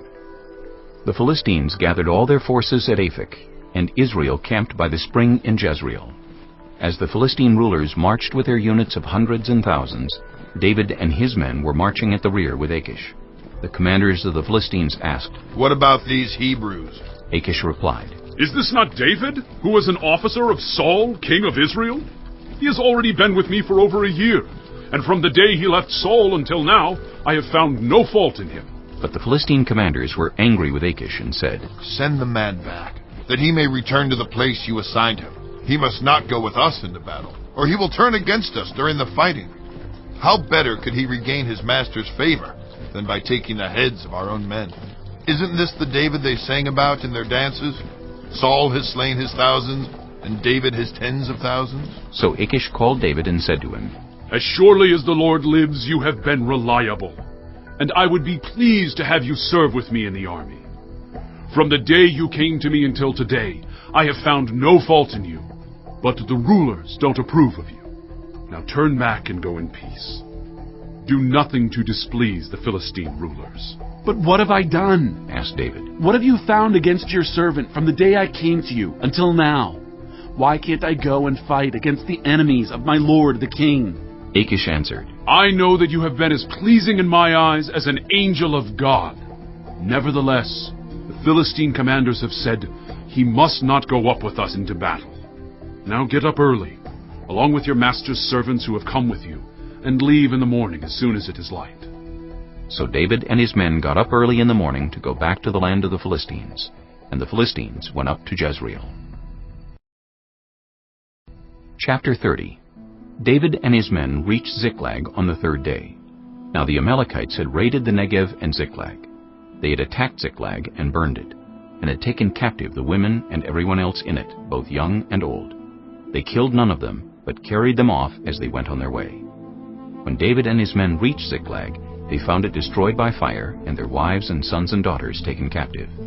So David and his men wept aloud until they had no strength left to weep. David's 2 wives had been captured, Ahinoam of Jezreel and Abigail, the widow of Nabal of Carmel.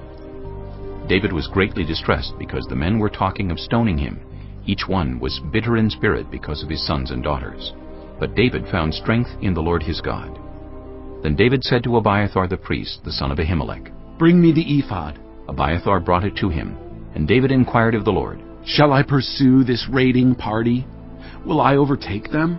"Pursue them," he answered. "You will certainly overtake them, and succeed in the rescue." David and the 600 men with him came to the Besor valley, where some stayed behind. 200 of them were too exhausted to cross the valley, but David and the other 400 continued the pursuit. They found an Egyptian in a field and brought him to David. They gave him water to drink and food to eat, part of a cake of pressed figs and 2 cakes of raisins. He ate and was revived, for he had not eaten any food or drunk any water for 3 days and 3 nights. David asked him, "Who do you belong to? Where do you come from?" He said, "I am an Egyptian, the slave of an Amalekite. My master abandoned me when I became ill 3 days ago. We raided the Negev of the Kerethites, some territory belonging to Judah, and the Negev of Caleb, and we burned Ziklag." David asked him, "Can you lead me down to this raiding party?" He answered, "Swear to me before God that you will not kill me or hand me over to my master, and I will take you down to them." He led David down, and there they were, scattered over the countryside, eating, drinking, and reveling, because of the great amount of plunder they had taken from the land of the Philistines and from Judah. David fought them from dusk until the evening of the next day, and none of them got away, except 400 young men who rode off on camels and fled. David recovered everything the Amalekites had taken, including his 2 wives. Nothing was missing, young or old, boy or girl, plunder, or anything else they had taken. David brought everything back. He took all the flocks and herds, and his men drove them ahead of the other livestock, saying, "This is David's plunder." Then David came to the 200 men who had been too exhausted to follow him, and who were left behind at the Besor valley. They came out to meet David and the men with him. As David and his men approached, he asked them how they were. But all the evil men and troublemakers among David's followers said, "Because they did not go out with us, we will not share with them the plunder we recovered. However, each man may take his wife and children and go." David replied, "No, my brothers, you must not do that with what the Lord has given us. He has protected us and delivered into our hands the raiding party that came against us. Who will listen to what you say? The share of the man who stayed with the supplies is to be the same as that of him who went down to the battle. All will share alike." David made this a statute and ordinance for Israel from that day to this. When David reached Ziklag, he sent some of the plunder to the elders of Judah, who were his friends, saying, "Here is a gift for you from the plunder of the Lord's enemies." David sent it to those who were in Bethel, Ramoth Negev, and Jattir, to those in Aroer, Siphmoth, Eshtemoa, and Rachel, to those in the towns of the Jerahmeelites and the Kenites, to those in Hormah, Boration, Athak, and Hebron, and to those in all the other places where he and his men had roamed. Chapter 31. Now the Philistines fought against Israel. The Israelites fled before them, and many fell dead on Mount Gilboa. The Philistines were in hot pursuit of Saul and his sons, and they killed his sons Jonathan, Abinadab, and Malchishua. The fighting grew fierce around Saul, and when the archers overtook him, they wounded him critically. Saul said to his armor-bearer, "Try your sword and run me through, or these uncircumcised fellows will come and run me through and abuse me." But his armor-bearer was terrified and would not do it. So Saul took his own sword and fell on it. When the armor-bearer saw that Saul was dead, he too fell on his sword and died with him. So Saul and his 3 sons and his armor-bearer and all his men died together that same day. When the Israelites along the valley and those across the Jordan saw that the Israelite army had fled, and that Saul and his sons had died, they abandoned their towns and fled, and the Philistines came and occupied them. The next day, when the Philistines came to strip the dead, they found Saul and his 3 sons fallen on Mount Gilboa. They cut off his head and stripped off his armor, and they sent messengers throughout the land of the Philistines to proclaim the news in the temple of their idols and among their people. They put his armor in the temple of the Ashtoreths, and fastened his body to the wall of Bethshan. When the people of Jabesh-Gilead heard what the Philistines had done to Saul, all their valiant men marched through the night to Bethshan. They took down the bodies of Saul and his sons from the wall of Bethshan, and went to Jabesh, where they burned them. Then they took their bones and buried them under a tamarisk tree at Jabesh, and they fasted 7 days.